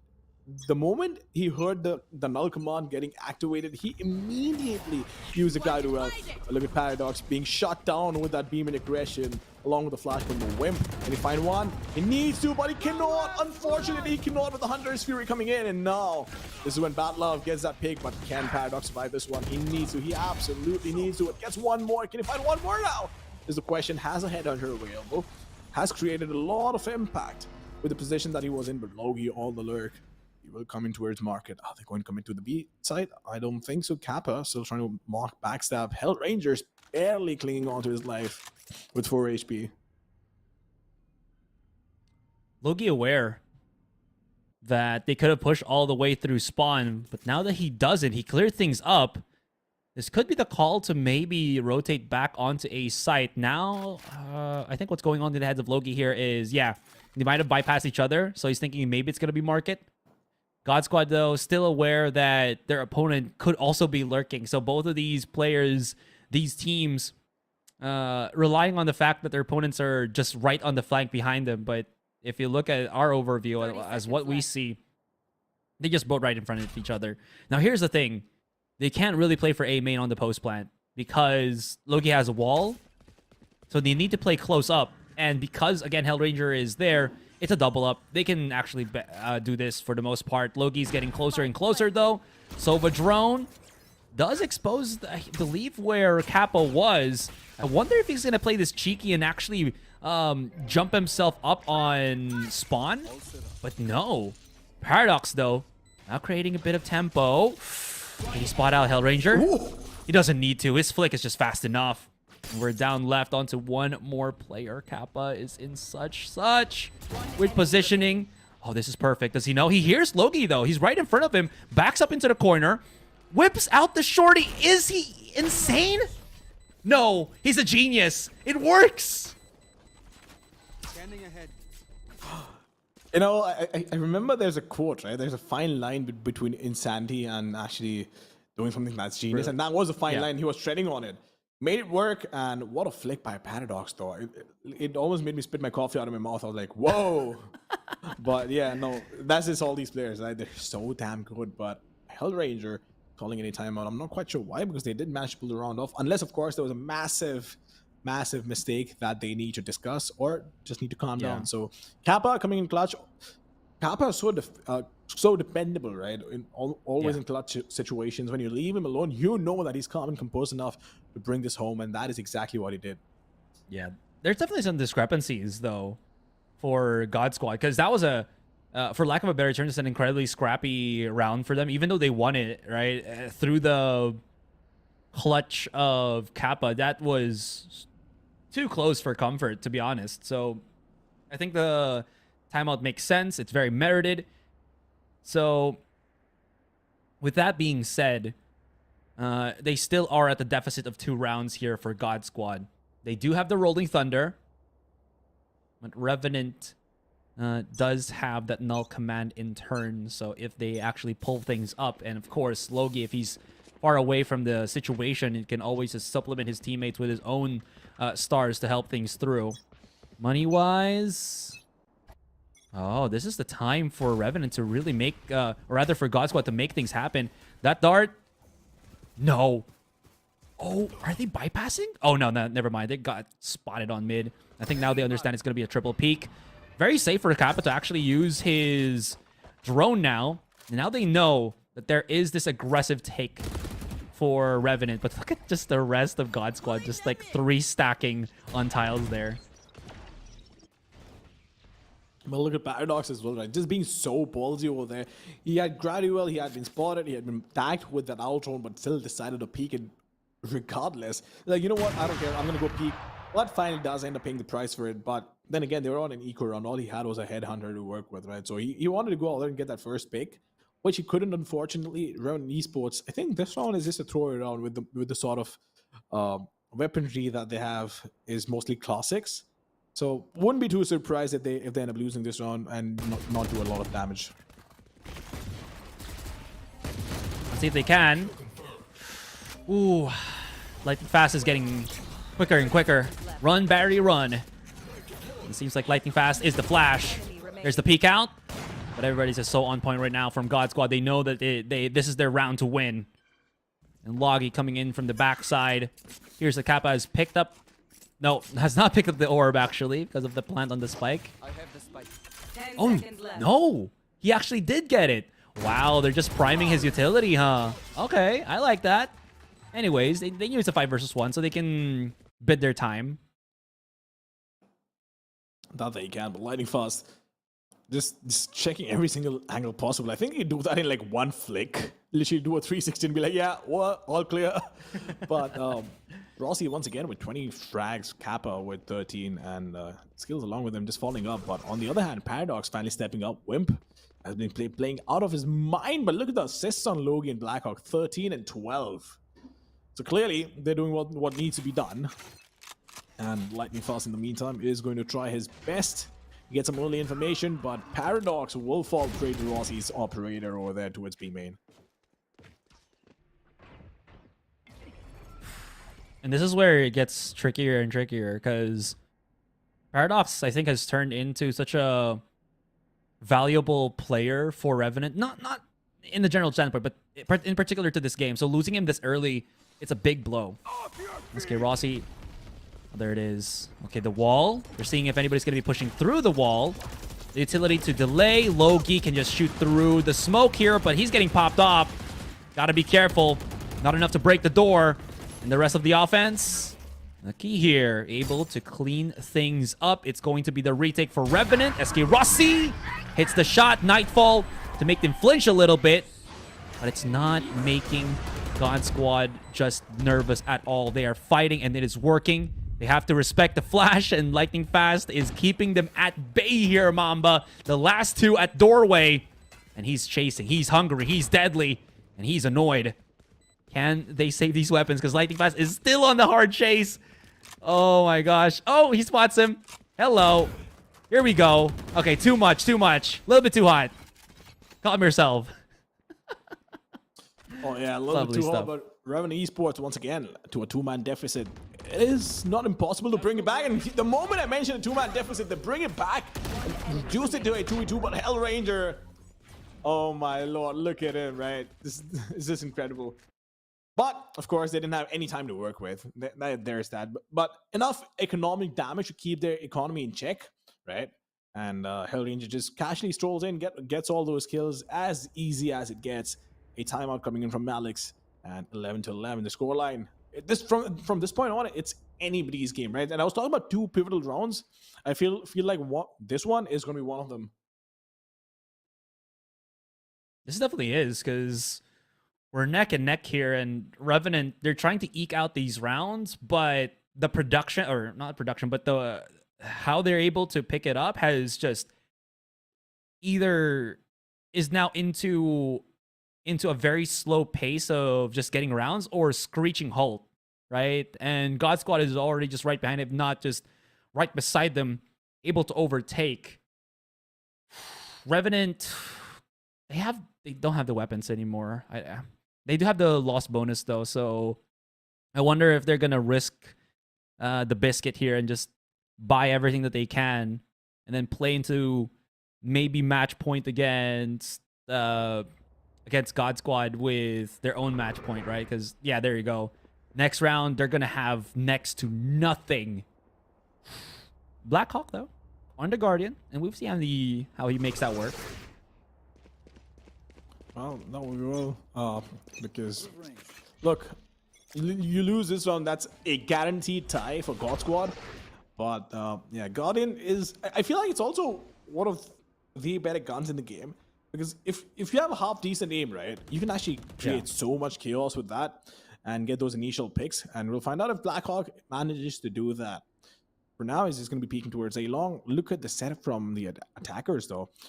A lot of presence, heavy presence outside B, no control towards mid, no information towards mid either. So they want to take it slow, and they just want to see if the opposition reacts to anything. But for now, they'll start slowly walking in. That aftershock will push Paradox back, but he wants to peek. He still wants to peek around the corner. Will have to fall back. Yes, indeed. The moment he gets spotted, he starts falling back.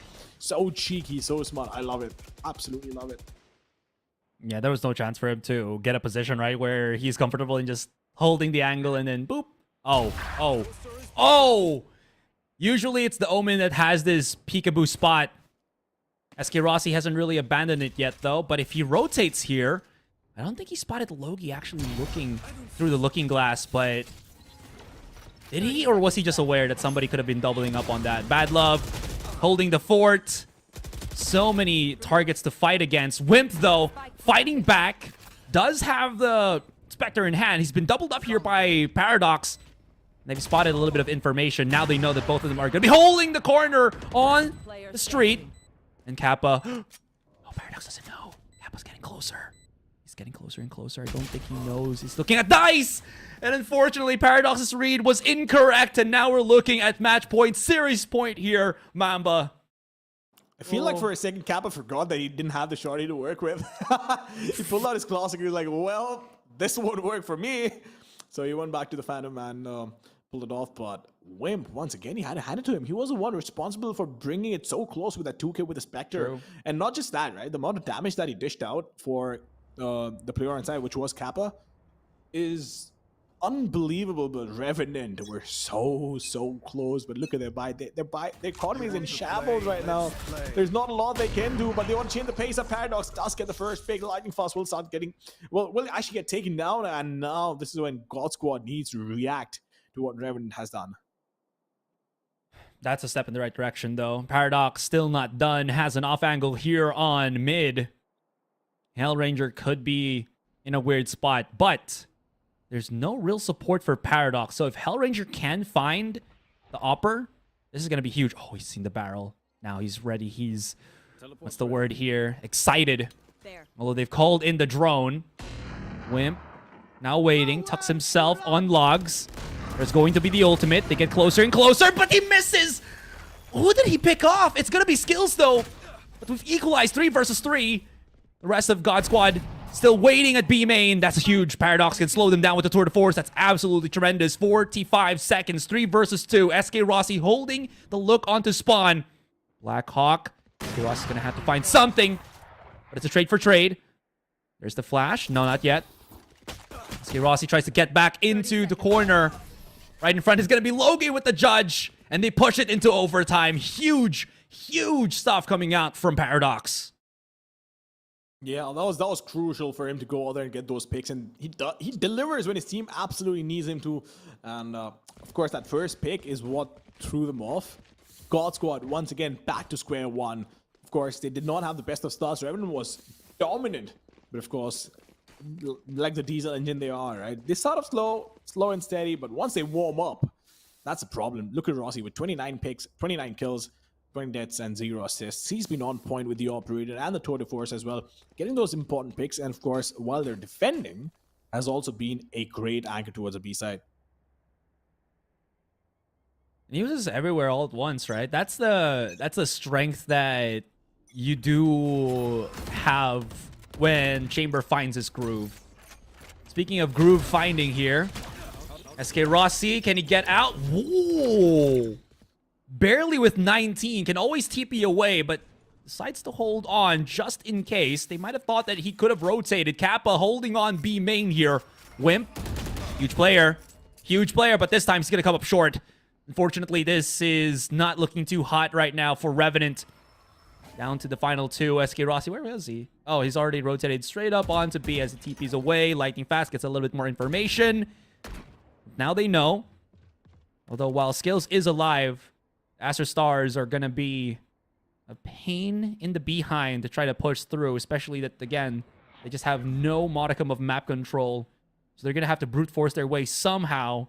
But thankfully enough, they do have some time to manage their strategy. Well, Lightning Fast once again, just using the fragment to delay the push, but the recon dot God Squad in absolute control. Blackhawk gets taken down, and after contact, that fault line once again just delaying what's the inevitable. Bad Love will fall prey to Hellranger's hands. And this is map and match point, ladies and gentlemen, for God Squad. Will they push it Match point. to a 3-0 victory, or is it going to be one more overtime? Revenant Esports will put everything they have into this round. They will have to. They have no choice.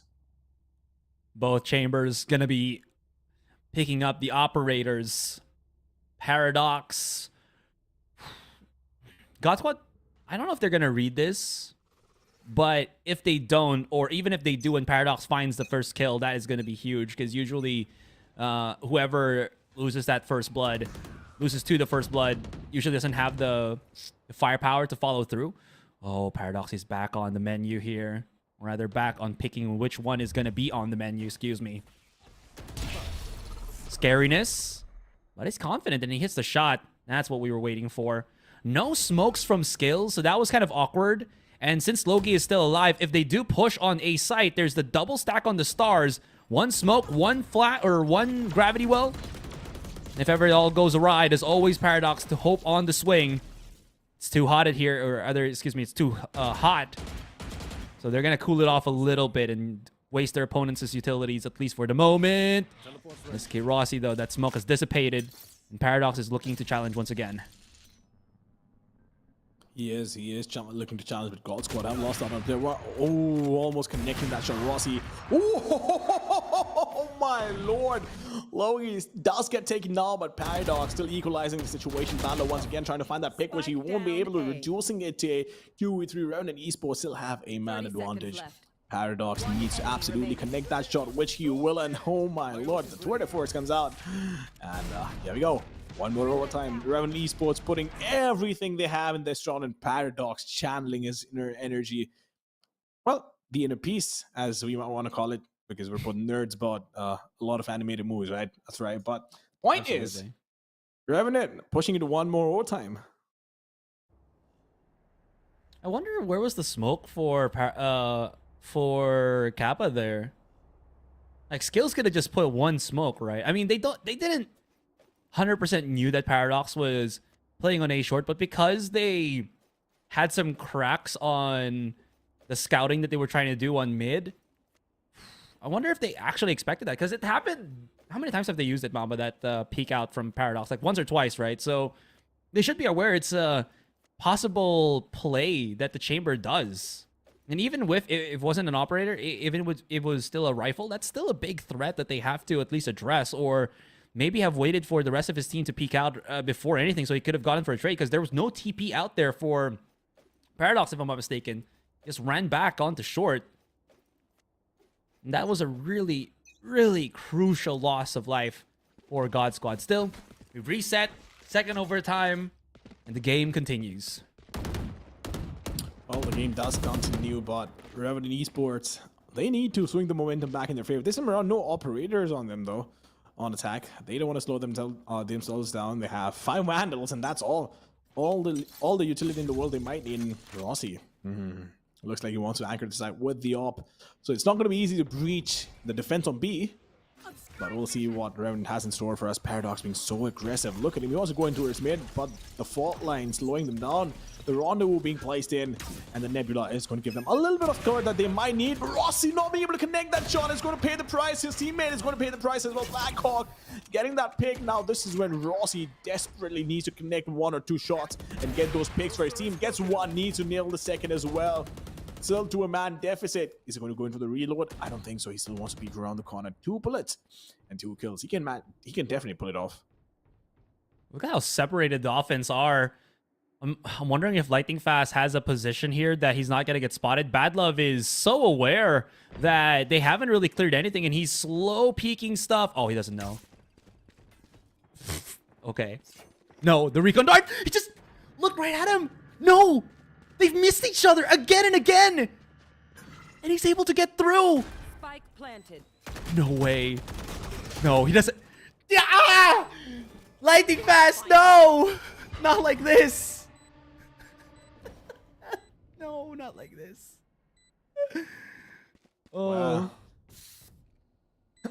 Whether you like it or not, it is exactly like this, but look at Loki in his position, right? And Rossi, I'm not quite sure if he spotted the player right there behind the box, but Rossi will get spotted, will get taken down by Paradox.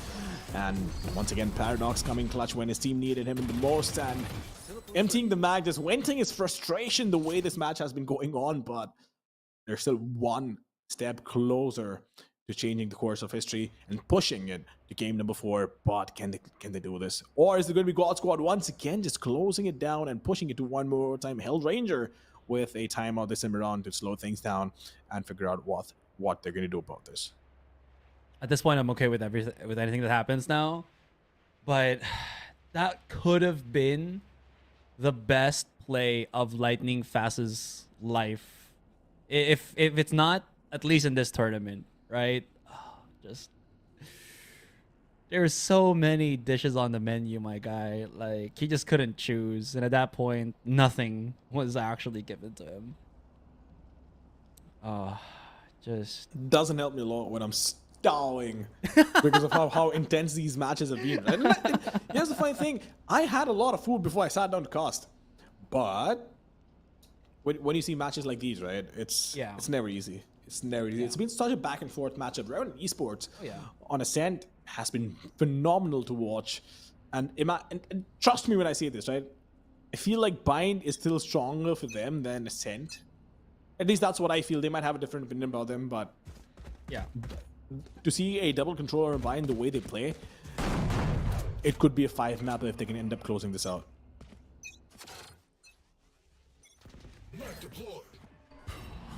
I am looking for that, though. Revenant is a team that has pushed things to the very, very brink. Now, the offense for God Squad, I don't know if they were disheartened by it or they just needed that timeout to cool down. But look at this. This is what we were kind of waiting for. Like, no short control for the longest time for God Squad. Now they put it on once we're here in overtime. That's the look. That's the pick that we were looking for. Delay tactics for now. Bad Love dealing some damage. Short is exposed. Blackhawk, though, tries to back away. Pushes out the flash. Doesn't actually blind anybody on that second one. He's exposed. He's going to get got. Logi still holding on to the side on dice, but till what time, to what pace? Lightning Fast, he was prepping things up in that 3 versus 1. And they push it to another overtime. A much, much needed timeout, as you can see. God Squad reset it and much more consistent in that push. Oh, yeah. But you had to hand it to Hellranger as well. He stepped up when his team needed him the most. Pretty consistent. He's always been dragging out, especially in these clutch situations, right? When it's a 2v2, 3v3, getting those important picks. And I feel like the number of frags he has is irrelevant, but the sort of impact those frags have had is unbelievable. But Rossi, on the other hand, 33 kills once again. I wouldn't be surprised if he ends up being the map MVP once more. But I really want to see what the ACS is. But for now, Wimp will just fall back to his B main, and Rossi gets the first pick. Okay. Step in the right direction here for our defenders. Hell Ranger feeling the pressure. Can they close the door? I don't think they can while exposing themselves, so they're just gonna have to both try to deal with B main and market. Kappa using his utility to flush them back out and keep the offense honest so that they don't really have too many angles of attack here. I love how Paradox is already through the spawn, while the rest of God Squad actually not really aware of spawn pushes. Although I think they were at least have a clear-cut idea that Revenant is Hard pushing on mid. There's the smokes. Now they know something's up. It's going to be the push on B. Hellranger does have utility with the flash as well as that fault line. Once they start shooting, he's going to get charging. That's going to be huge. Stuns one, gets another.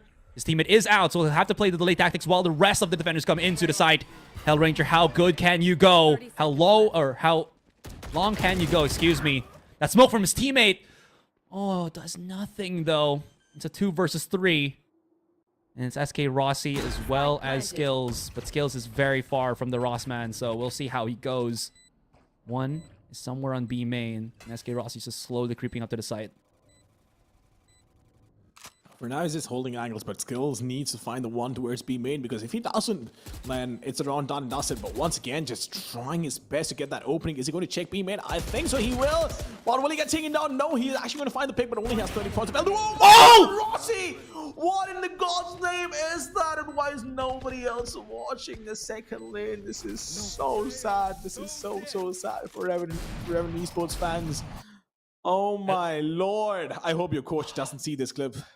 I just hope. I have to say it.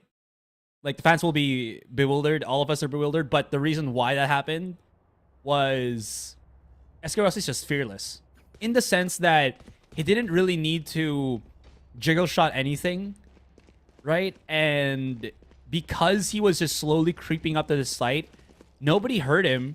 He was still hidden because of that 2 box, right? On the left of B. And it just slowly crept up. What was beautiful about that is because his teammate got the B main, SK Rossi only really had to feel pressured about what was in front of him.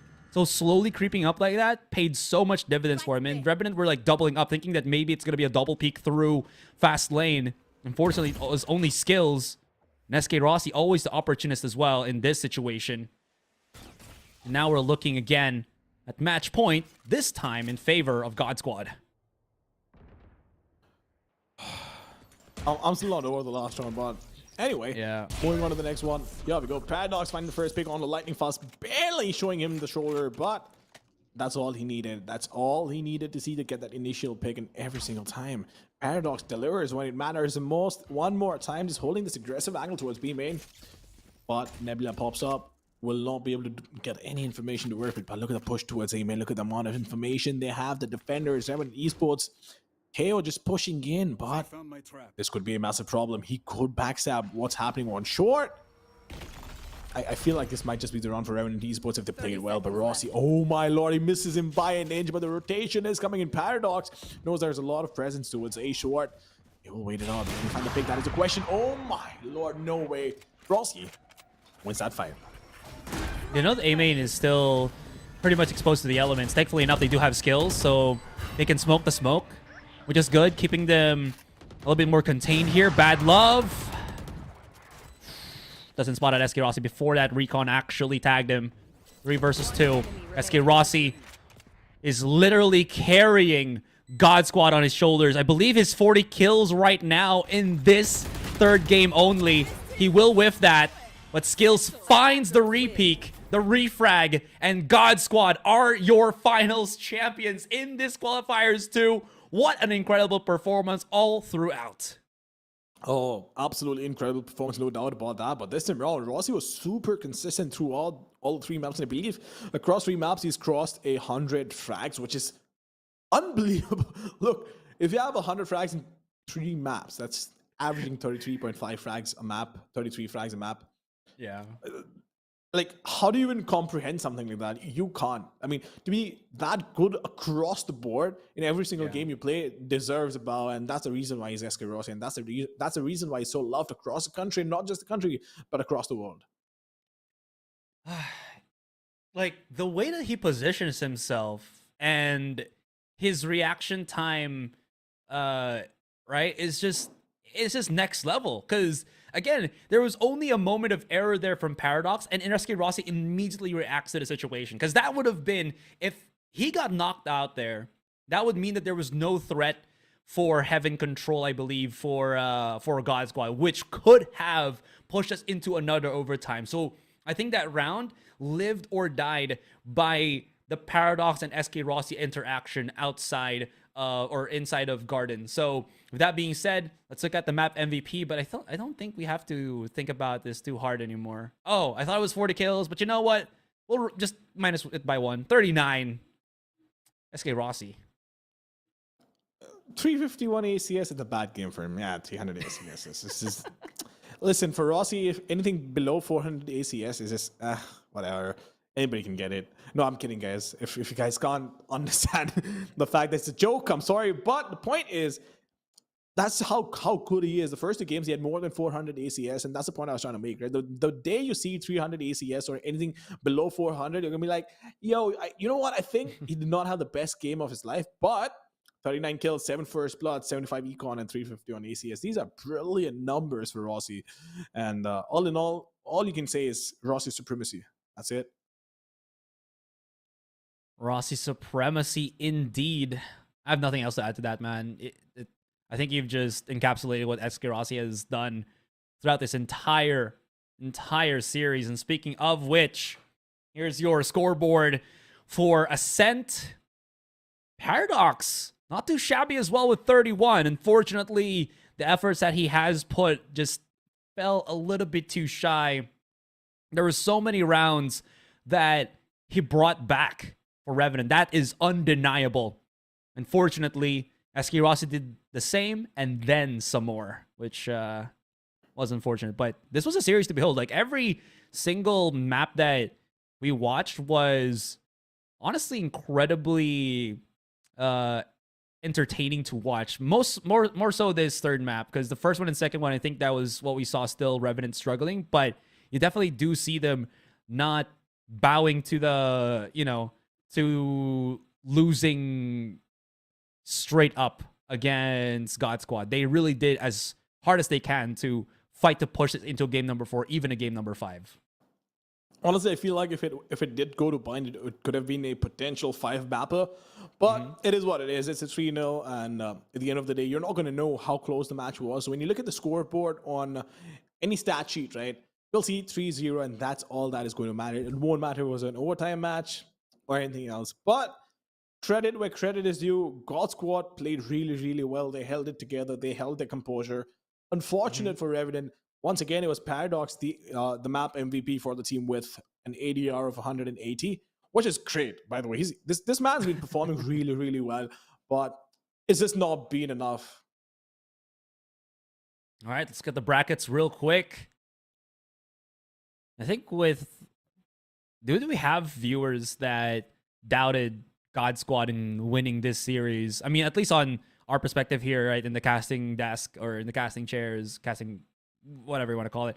I felt like Revenant had the upper hand, at least from how they've performed. But there's just something different again from God Squad, especially from what we saw from yesterday. I think they have had enough from that qualifiers 1, and they just, I don't know, they flipped the switch. They went maybe hard on the skirmish. They went hard on the post-match discussions, but there's something that changed there for God Squad. And as you can see, the results on qualifiers 2 was just undeniable, unquestionably theirs to take.